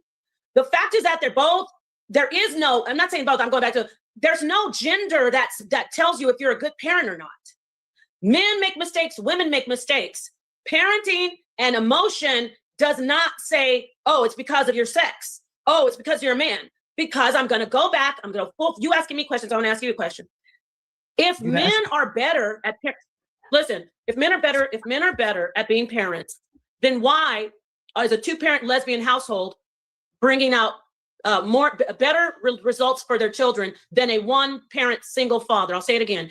If with your stance that gender matters, that men are better parents, then why in the single parent household statistics, talking about fathers, single parent household father, why is that data showing that children do not fare as well in a single parent father home compared to a two-parent lesbian led home? Those are women. Why? Two parents compared to single parents. So I have heard of gay men raising kids better than the lesbian women or a single parent household. Show me the data. I'd have to go look for it, but I've never heard data where lesbians raise better than single fathers. I'd have to look into that. So you're asking me. You're not listening. You said lesbian. You said a lesbian. Data. You quoted the data. There's data showing that a child from a two-parent household fares better than a child from a one-parent household. It doesn't matter. See, they're not using gender like you, but the data, we're talking about empirical evidence. We're not talking about our feelings right now. The data shows two-parent households fare better than one-parent households. That could be a single father and two lesbians. Tell me why, if men are better parents.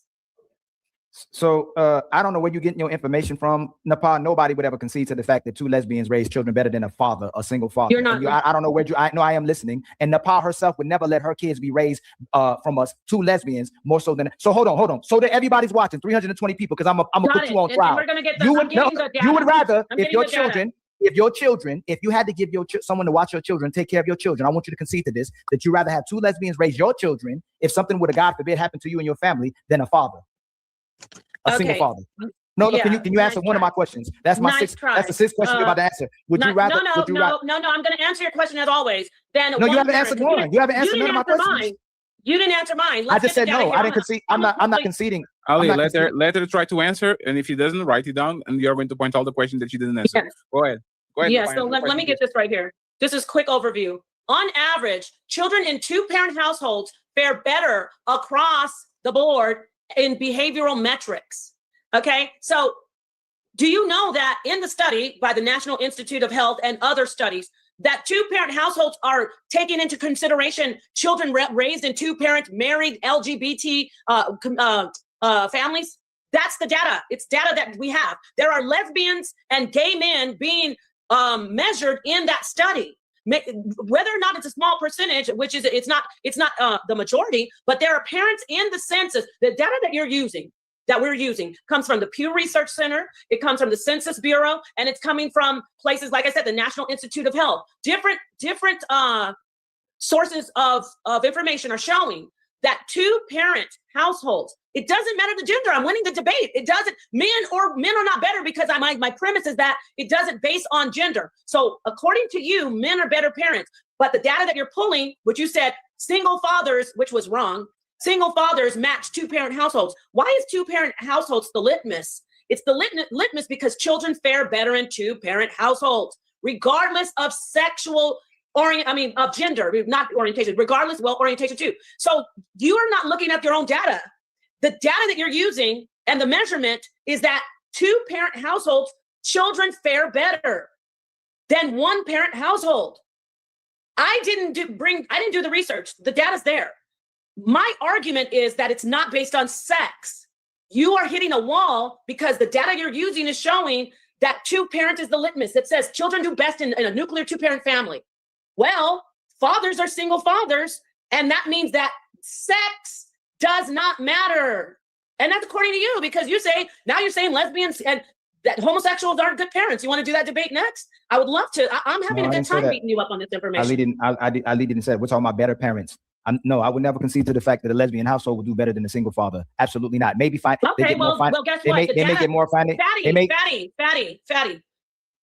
I gotta do this. Ali, are you saying that the data that you were just using is now invalid? No, so there's no research. Hey, Napah, you have the same thing you have, right? There's no research where two-parent household was two-parent lesbian household was compared to single father. There's no research. Yes, there is. No, yes, there is. Where? Go read the data again. No, you asked me for that. No, where is it from? So she pulled it up. Sir. The data includes lesbians and gays. Can we get the link, Napah? Yeah, what's the link that says that sure, lesbians? I'll get it right now. I'll pause the clock for a second. Just if you can send me the link, I would appreciate it. Yeah, I will. I'm gonna get it. Friends, I'll open the panel, and I'll open the panel, friends, in 25 minutes for y'all to come up and to challenge our opponents. If you have questions, I have questions. Right now, I have 5 questions, 3 for one person and 2 for the other. I'll try to see how they fare with my questions. Okay. So once again, there's 323 people watching. Please like the video. Likes are for free, and if you can, I would appreciate it. Help Napah and Ali get some lunch money and some dinner money today, okay? So we're going to have fun. Please subscribe to Ilkhan Ali, subscribe to Napah, and leave me alone, because I don't need more subscribers. I have 20,000 now. I'm an important person. Let's look at, because I to be honest, Napah, I didn't know about that either. I didn't know that I didn't know that it was overall across. Even lesbian couples had better results than a single dad. I didn't know that. I knew gay men. We knew about gay men. Fatty, I'm looking it up because I had to turn my camera off to look it up. But let me say this. The thing that I'm pointing out, which is valid, is that gays are accounted for in the study as two-parent when they're married. They're not excluded. They're not excluded. So let me get it. Sure, but there's the thing. But how do we know in specific that the lesbian couples actually are outperforming single men instead of just the bulk of, imagine, gay parents doing great, heterosexual parents doing okay, and the lesbian parents kind of doing below average, but because they are put together with the 2 groups, now their numbers actually look better than they're supposed to be. Like, we need to find an individual. But Fatty, I think it becomes moot too, though, because we were comparing men being better parents to women. And now she's moving it to the 2-parent household of lesbians to a single father when we were comparing if a man or a woman are better parents. You are actually right. She's moving the goalpost. It doesn't go. No, I'm not moving. No, he's not right. No, he's not right. Because let me get in here. I got to turn my camera because I was getting the data. No, he's not. This is the thing. There's still studies being done on the effects of same parenting or the results, same parenting. However, the data that is being, I want to listen, the data that's being used saying that 2-parent households fare better than one single includes gays and lesbians. Therefore, you can't put it on gender. Not with this data, maybe with your feelings. The data you're using says that a single parent, whether mother or father, does not fare as well as a 2-parent. In that data that when they did all the studies and the census, the research, there are homosexual married couples included in the 2-parent household. Now, I'm getting that for you. Can you tell me the topic? Can you tell me the topic of what we're debating, please? Yes. The topic is, are men better parents? Then? Are men better parents than women? Than a woman. Is a man better parents than a woman, right? So why are we comparing a 2-parent? We're comparing is that there is no gender. I said no because there's no gender. No. So it's not based on gender. No. So the prompt is, are men better parents than women? How do lesbian couples that are 2 people being better than the single parent that is a man? How is that relevant to the prompt? Because if you Google I have about 50 articles I have to go through to get this, and I have it. This information about who was involved in the census. Even you can do it now. If you Google 2-parent households consensus bureau, gays, they are included in the data. So if they're included, hey, Fatty, if she wants to do this, we can do it. Just one second.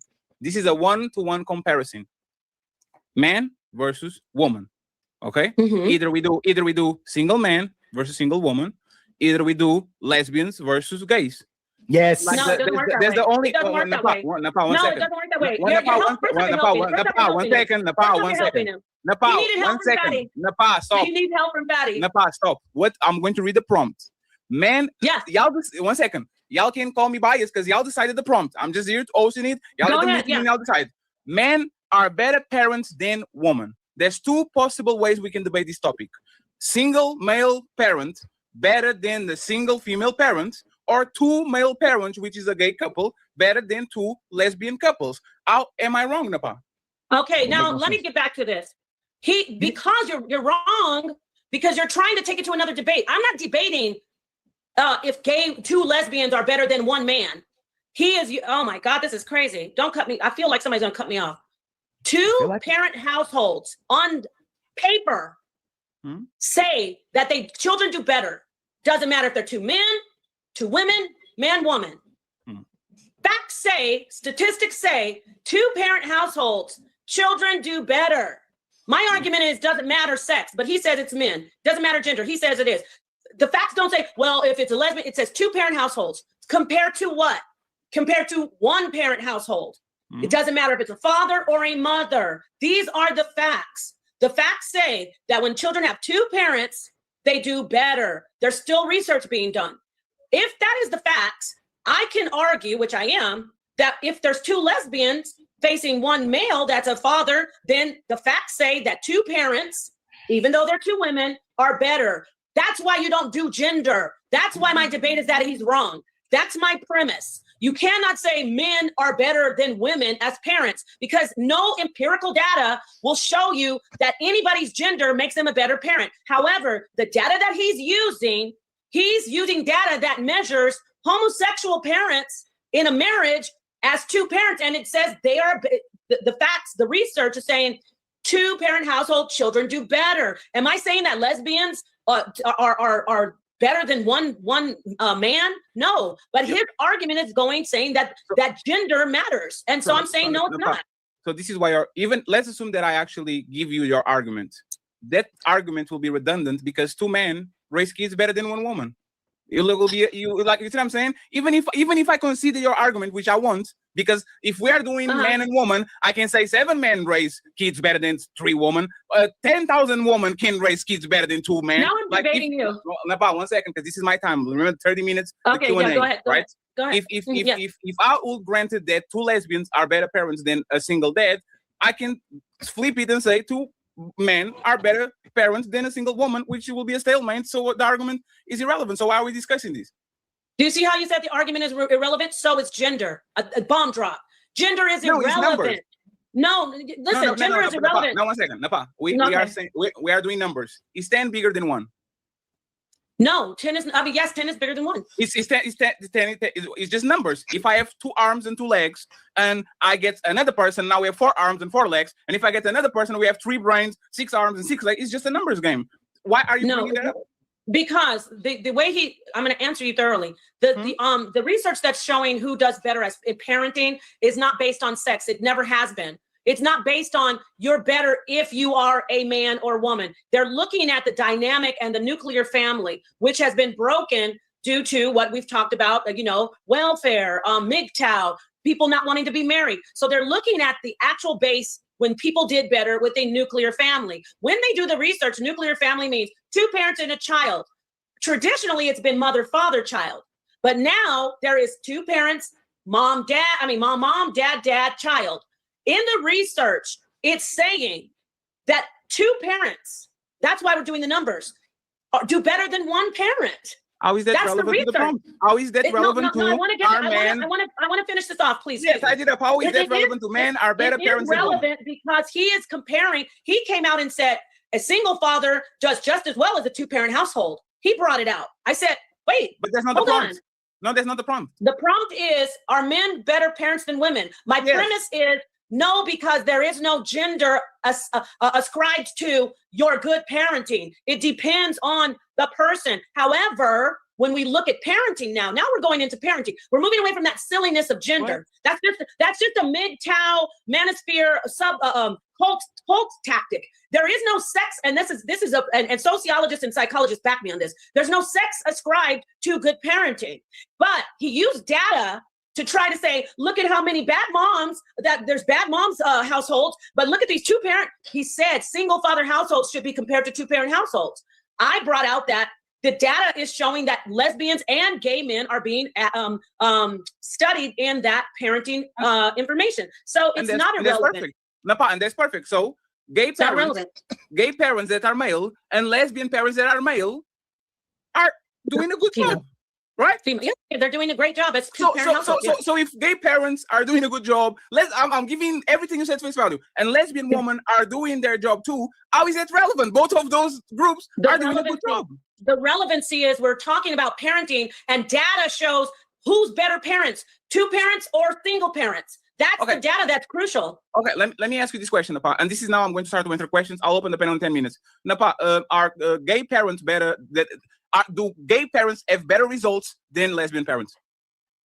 If they are married and they are raising the child. 1 second. No. I'm the moderator, and why would I say something that's silly? Why would I say something that's silly? I'm a moderator, and I'm going to close the question, so there's no running from you and Ali. Okay? Yeah. Go ahead. We're talking about 2-parent household. I don't care if these people are married, as long as they're living together and the kids wake up to 2 parents in the house. Yeah. Yes. Are gay male parents have better results than lesbian parents? Gay male parents that are married, men, and gay women parents. I will repeat it again. I'll repeat it again. No, because I'll repeat. By the way, I'm talking about data. Napah, can you stop doing that? Listen to what I'm saying. Don't rephrase. I am listening to you. It's a ridiculous question. So Napah, don't rephrase my questions. It's not about marriage. Go ahead. 2-parent households, meaning these kids are waking up and they have 2 parents in their house under the same roof. Yeah. Okay, that's not marriage. Mm-hmm. Yeah. My question is, who is having better results? These kids are having better results raised by who? Gay parents or lesbian parents? It's exactly the same according to the data. According to the data. I'll because I can debate. I will leave it at that. Okay. Ali, question on this situation too. You value statistics to prove that men are having better results than women when it comes to raising these kids. Is that correct? Is that a correct statement? More about the quality of the human being. I think overall the stats show that the heterosexual families and gay families overall have the same amount of success in relationships based off of the support and the financial success in the household. But they're not speaking on the quality of the people in the relationships. How do you measure that? So there are studies where they did with biological kids versus the adopted kids, and they were saying that there was different in outcomes with the way the kids had identity issues, trust issues, or the feelings of belonging, like different ways they were impacted versus the how do you financial. measure the quality of the kid thing? No, so I'm using the wrong word when quality, when I mean by the way that the life impacts the kid that doesn't have the biological mother and fathers versus the kids, the way they view on life and how they react to life based when they have adopted parents. Parents weren't their adopted. How do you measure that? So when they did researches on kids and the way they view themselves as adolescents and how they look at life, of how they're looking at life at the current moment. I'd have to look a little bit more on the. So let me rephrase so you can understand, right? We say that male fathers have better results than single mothers because their stats show that these kids have better outcomes. Is analytics. These kids go less to jail. These kids get like they get better grades in school. These kids, like, we have all these stats, right? Right. My question will be, if you agree, if you're using these as your statement, if this is a definitive statement, this is look at how these kids are doing and all these metrics compare with how they've been, all the metrics that they've been raised by. Okay, is that fair statement then, right? No, yes, but what I'm saying is that it seems like the stats are biased. Like they don't want to give, like, when you told me some of this information are good giving politically correct answers, like it's like they're saying that the heterosexuals and gay parents and lesbian parents outcome is typically similar. That's what they're saying. Thank you. But we know when you look at the way fathers raise children, when mothers raise children, when parents would admit that the quality of the kid's life is impacted by fatherless homes more so than fatherless homes more so that is almost equivalent to the two-parent household, because the way father acts with his children when he's a single father versus the way mother behaves with her children when she's a single mother. So they'll show how impactful or detrimental can be when the father is there or away, but they won't be honest about what happens whether the kids raised in a two-parent household with heterosexual parents or gay and lesbian parents. My second question will be, who would you rather have raising a young child? Two gay parents or a single mother? Who would I rather have? Yes, and we're talking about the kids, about the you and the kid. Who would you rather have raising the kids? A single mother or two gay parents? A single mother, the biological mother. Can you elaborate that? So this is what I mean, right? Kids tend to, when they base success on the kid's life, that's not the same thing at all. Napah. Oh my God! The way the kid's life is impacted by them having their biological mother or father in their life, or they don't have them in their life. So I'd rather the kid have their actual biological parent in the house, at least one of them, than two people in their life that aren't their biological parents. And that's what I mean by when they're looking at a lot of the people that's going in mental health, a lot of people that's receiving therapy, a lot of them have traumatic experiences because they don't have they don't have one of the biological parents in their household or two of the biological parents in their household. So can the kid be successful when it comes to education, when it comes to getting a job, when it comes to being successful in the future in the way they develop in life? Yes, but they have traumatic experiences, and a lot of these kids have mental issues because they don't have the biological parents in their household. So if I had to pick who should be in their lives, I would pick up one of the parents that's their biological parent over a gay parent, two gay parents. Can I say something? You're on mute, Patty. You're on mute. No, 1 second, because I have questions for you. You guys can interview each other. You have 2 hours to do that. I do want to comment though. Can I not comment on that? You are going to comment, and he's going to reply, and then you're going to reply, and then it's going to. Okay, I'll comment during my answer. And let me add one more thing. Y'all have a chance to do closing statements. Please write it down. Let me add one more thing too. In being in mental health, most of the kids would rather, even if they're going through struggle, even if they're living check to check, even if there's things they can't get in their life, that they're with at least one of the parents, one of their biological parents. Most of these kids that I come across, teenagers, adults that have issues with the fact they didn't have the actual family members in their lives, the mother or the father. And when I come across these kids, when they're asking for who they want in their life, it's never two mommies, it's never two daddies. It's always, I wish I had my daddy in my life if daddy wasn't there, and they wish they had their mother in their life if their mother wasn't there. Most of the things that's pushed on the kids is societal to make a lot of LGBT parents comfortable with raising a kid. And not saying they can't help with raising a kid if people are abandoning them, but most people having issues, traumatic issues or mental issues, because they don't have the mother or the father in their life. So my question to Napah is a stepdad more important than a stepmom? No. Can I elaborate on something or no? Yes, and if if you're going to talk about the outcome of the child, right? Because we're talking about what our opinion about men and women. This is about the child. Is a stepdad more important than a stepmom? You said no. Why do you say that, Napah? Okay, I will. But can you repeat the topic, the prompt of the debate? The prompt is men are better parents than women. Okay, great. Okay, my premise, no, a stepdad is not better than a stepmom, and a stepmom is not better than a stepdad. But in society today... One second. I said more important. Importance a lot of times is not better. If a baby is born, your importance as a woman is more because you give titty to the baby, right? So you might not be better than the man, but you are more important. So is a stepdad more important than a stepmom? Go ahead and interrupt. Right. A stepdad is not more important than a stepmom, and a stepmom is not more important than a stepdad. Children need both. They need two parents, and they need more. It's more complex, but they need I know this sounds cliche, but it takes a village to raise a child. That is why we see a lot of success rates with gay parents, because they have more community involvement. Like they get together, they have male, female, father figures, mother figures coming in and helping. With the single mother household, with this data that we're looking at, she's literally on her own. And she's become a pariah in society because all this rhetoric pushed, because the resentment about women in the feminist movement saying I can do it myself, men started just abandoning them, and now they are impoverished, they're alone, and they become pariahs, and people are saying stay away from them, avoid single moms as like the plague, to let them do it on their own. That's why we have single mother by choice now, with a lot of successful, mostly Caucasian women going to sperm banks and getting children, having children, because men are saying, leave them alone, don't be with them. That's the issue. And then these women, by the way, these women are single by choice, or single mother by choice. The stats are coming out that the children are faring better. So it's a community thing. Even though they're raising them single, they're doing better because it's a poverty thing, it's a finance thing, and it is a community thing. We need to look at that and get away. So my point is, my premise was that men are not better parents than women because there is no gender attached to better parenting. And I want to point out that Ali actually gave me the debate. He conceded. He said, I would not have two men raise one child. I would choose a single mom. He literally said that. So he's saying that men are better parents, but you want the child to be with the woman who's a single mom. I just wanted to point that out. So go ahead. That's the answer to my question. No, there's no more important, and there's no, when it comes to gender, it's who the parent is. It doesn't matter about the child. Can I answer that question too? Can I answer that question too? A quick reply. Yes. So you're absolutely wrong. Most of us push two-parent household, and I also push the biological parents to be in their life. Why would I push for two gay men or lesbians to be in this kid's life that's not their biological parents over the single mother who's their biological parent? I want the parent that is most. Men were better parents. No, let me. I thought you said are men. Wait, Ali, are men better parents? Well, are we talking about because you moved the goalpost to non-biological? Because you didn't answer the question. Was are stepdads more important than stepmoms? No, they're not.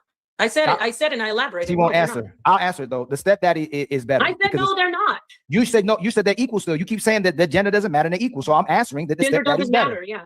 Can I answer? It's my turn. Be precise with my question. Yeah, it's not better, more important. The stepdad is usually is more important and better because he's there to take care of the mother and the kids, and usually without any benefits. So that's why we call them step crash dummies a lot of times, because they have absolutely no benefit but to take care of the parent. The single mother is usually there for herself, just like the single mother who lost the father of the kids because she keeps putting herself first. A lot of women will tell you now, especially today's modern women, they don't want to date a single father because the single father won't make them number one, and they don't like the fact that the kids have to come before she does. Stepdads don't mind being number three, where women, whether they're single mothers or stepmamas, still want to be number one over the man or over the kids. So I'll put the stepdaddy over the stepmama too.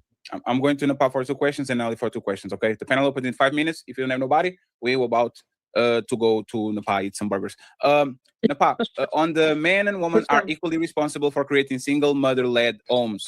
You keep talking about MGTOW men going their own way. What is the percentage of men that you think are actually going their own way and not dealing with women whatsoever? Just a guess. You don't have to give me stats, statistics. Just a guess.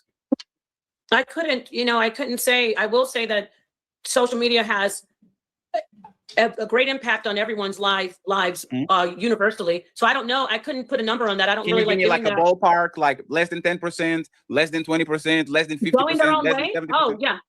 Well, according to the research showing about single father homes, I'd say right now about 20% we have single father homes. So that's the only way I could base it. 20%. Yes.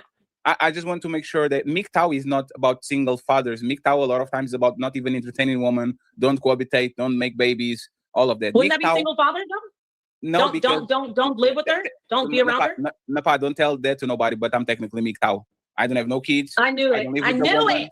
And I'm not married with a woman. I actually am helping not creating single mother households by actually getting off the game. You see what I'm saying? So the MGTOW is not I left my family. The MGTOW a lot of times is I went my way and I didn't establish no paternity, for you, no kids, or nothing. Fatty, for you. But there, MGTOW started. A lot of men were married when MGTOW really took place, like in the 2000s, early 2000s.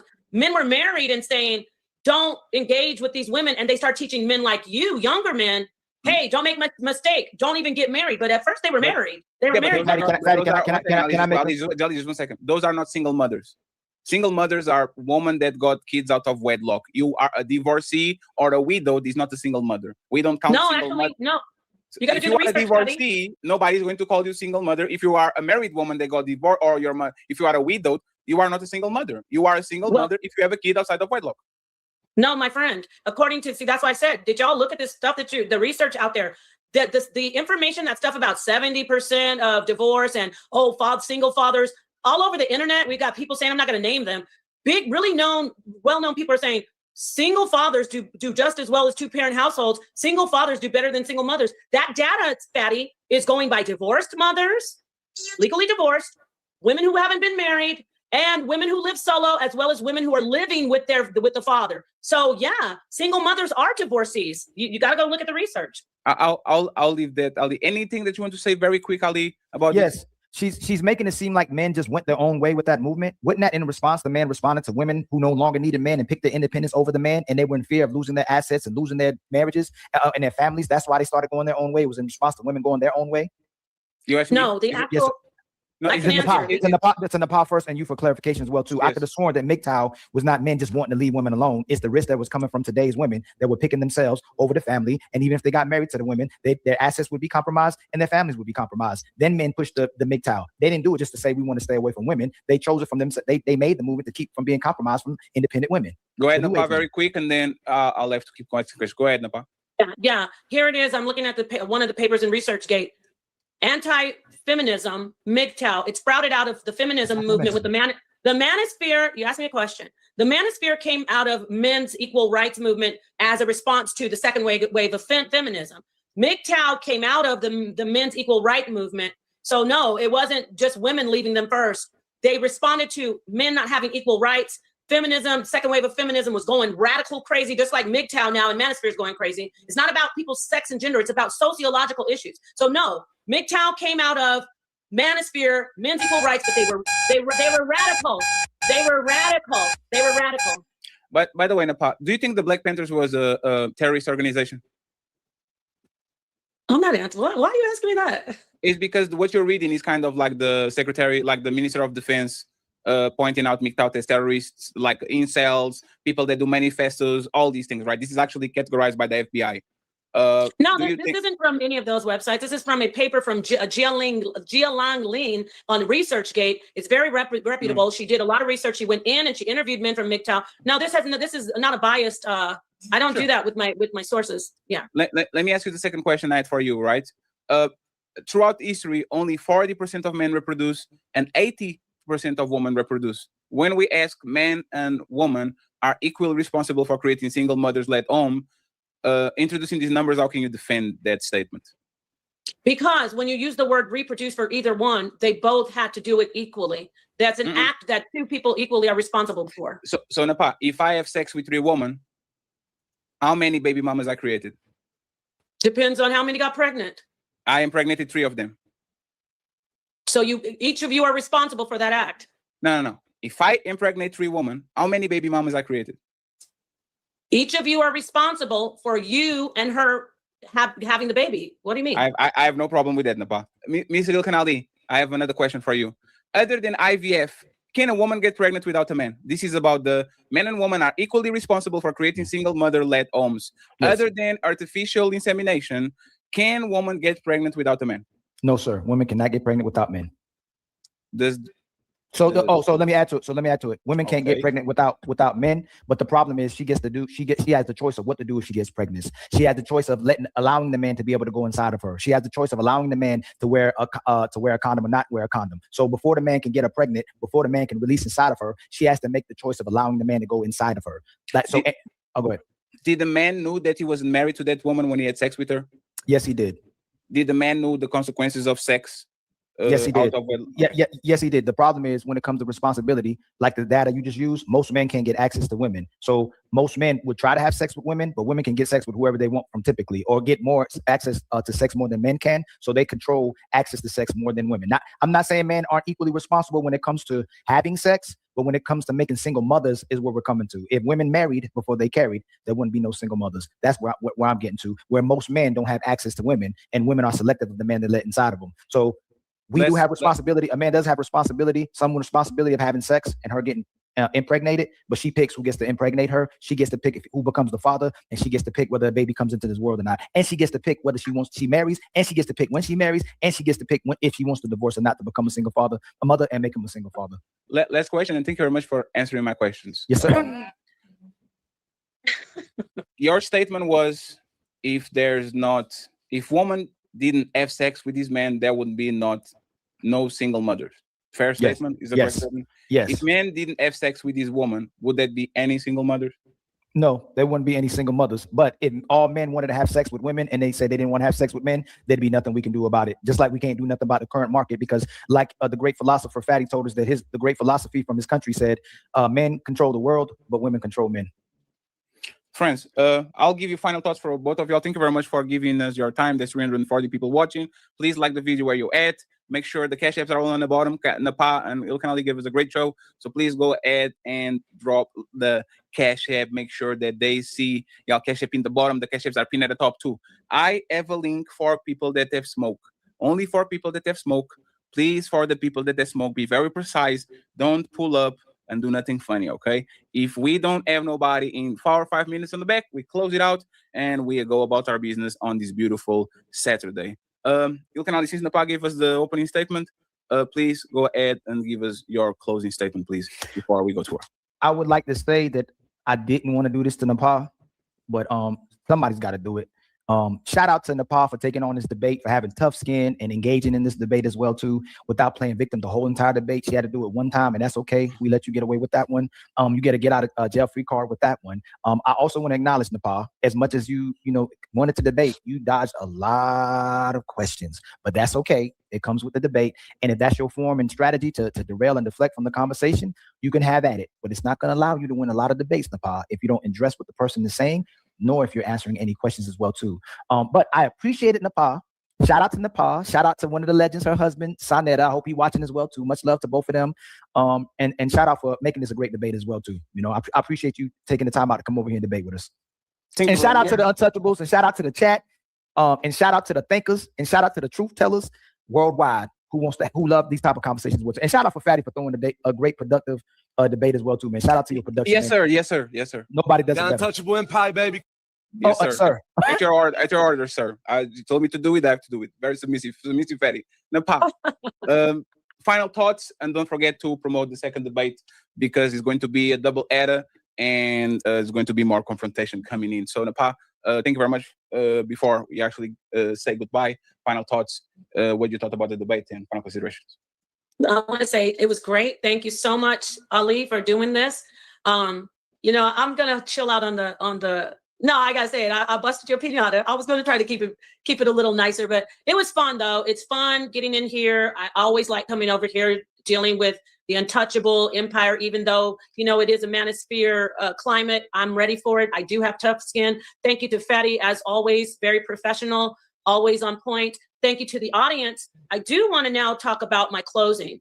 The debate that we had, the two different prompts were, are men and women equally responsible for single parent homes? I brought out data. I brought out primary sources, Pew Research, Census Bureau, different articles, things that happened historically, from the second wave of feminism onto the no-fault divorce, then the MGTOW influencing, bringing everything to a head, saying leave these women alone, divorce, no matrimonial, extra matrimonial sex, and bringing forth children. All of that was laid out on the table to show that it isn't a battle of the sexes. It is a societal issue, and it is both parties involved in the society, which are men and women. Then with the thing that we went further, which I love how the two topics kind of correlate. We talked about who's a better parent, men or women? Again, it doesn't go by gender. I will say this once, and I've said it a million times, not literally. Gender, there is no empirical data showing that because of your sex, your biological gender, you are a better or a worse parent. So throughout the debate. I like how my brother comes in with the gaslighting saying, you didn't offer anything. You didn't answer anything. We've been up here for almost 3 hours. I hope I did something. So it was fun. I put the data out there. Sex is not a determinant of you being good or bad as a parent. And sex does not, there's not only one gender that is responsible for these broken homes. Let's get back together. Let's prioritize children because children are our future, whether that sounds like a cliche or not. Nuclear families are important. 2 parents raise children. Doesn't matter gender. I like to run the clock down. Can I say something a little bit more since she ran the clock down? I ran it down. Fatty, you on mute. You on mute, Fatty. You on mute. I'll leave 30 seconds. I'll leave. Thank you. You know what the problem was? Is I used you used empirical data. I use imperative data. So you would have won if you used imperative data. There you go. There you go. There you go. One more thing about data, right? And you saying there's no data. Men are stronger. Men are bigger. Men typically apply more logic, and they're more emotionally available and emotionally intelligent as well too. And Napah, if you need somebody to listen, whether there's a woman, man, or kid, a man's typically able to get the person to listen and enforce it more so than a woman. So you can say there's no data, but experience, nature shows that men are more likely to get someone to listen and more likely to be able to enforce it, whether it's a man, woman, and children. I hope you can rebuttal that one. Can you give me can you show me a source, an actual source? Show me a source for that. They are going to do this. They are going to do this on the second leg on the Pasada. Napah addicted to getting cooked. They're going to do this on the second part today. I'll have the honor to kick both Napah and my brother from the show. So once again, thank you very much for being here. Get the hell out of. Appreciate you. This is Sparta!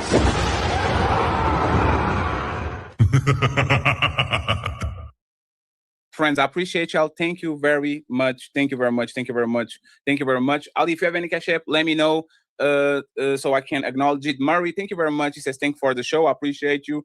James says, icebreaker donation. Thank you for the show. I appreciate you. And my boy Bepwork says, Ali Boo Ma Yay. Thank you. Thank you. Thank you. Thank you. Let me read the super chat and send everybody to Kemi. Day live. 21 million pre-birth deletions in the Black community. The question should be, if she had pre-birth deletion, then children later, is she a good mother? Thank you very much. I appreciate you. What that she keep repeating the title for what? Thank you very much. I appreciate it. We have Cool Kev. It says, women don't pressurize children. If they did, they would get married first and stay committed to that marriage. Thank you, thank you, thank you. Another one. But Ali, 54% of Black men do not have children. LOL. 36% of Black men are married. 1.1 million don't even have a Black man DNA in their creation. Am I slow? LOL. They live or they leave, one or the other. I think it's they live. Full drinking out thinking. What's up? He says, yo. Thank you very much. Zero fallout in the building. It says another cab by Napah. She inflating lesbian couple numbers. Their numbers are so low, it's insignificant. 2 incomes will always beat 1 income. Thank you very much. Big in the building saying there's a lie of women have a lot of their family help them, then act like they're doing by themselves. People are most likely to help women. And then we have Mr. B Go Tree saying there's a lie. Woman. Okay, I already read this one. I appreciate you, sir. And my boy Zero Fallout, last but not least, he says, like Ferry said, many of themselves framed as terrorists have Napah sent those studies. 80% of psychologists are women. Most of them drug up on AdMeds. Friends, I appreciate y'all. We're going to Princess Kemi. Once again, thank you very much to Ilkhan Ali. Thank you very much to Napah. Round 2 coming soon tomorrow. Ladies first at 10 p.m. Team Fatty, Napah, Ilkhan Ali, and the Untouchables signing out with my X-Man song. Join the Patreon. Peace. Welcome to the Saturday Smackdown. 5 p.m. EST. The main event is live. Untouchable Empire. We ready for war. I am Wolverine. Napah is Rogue. Let's get it.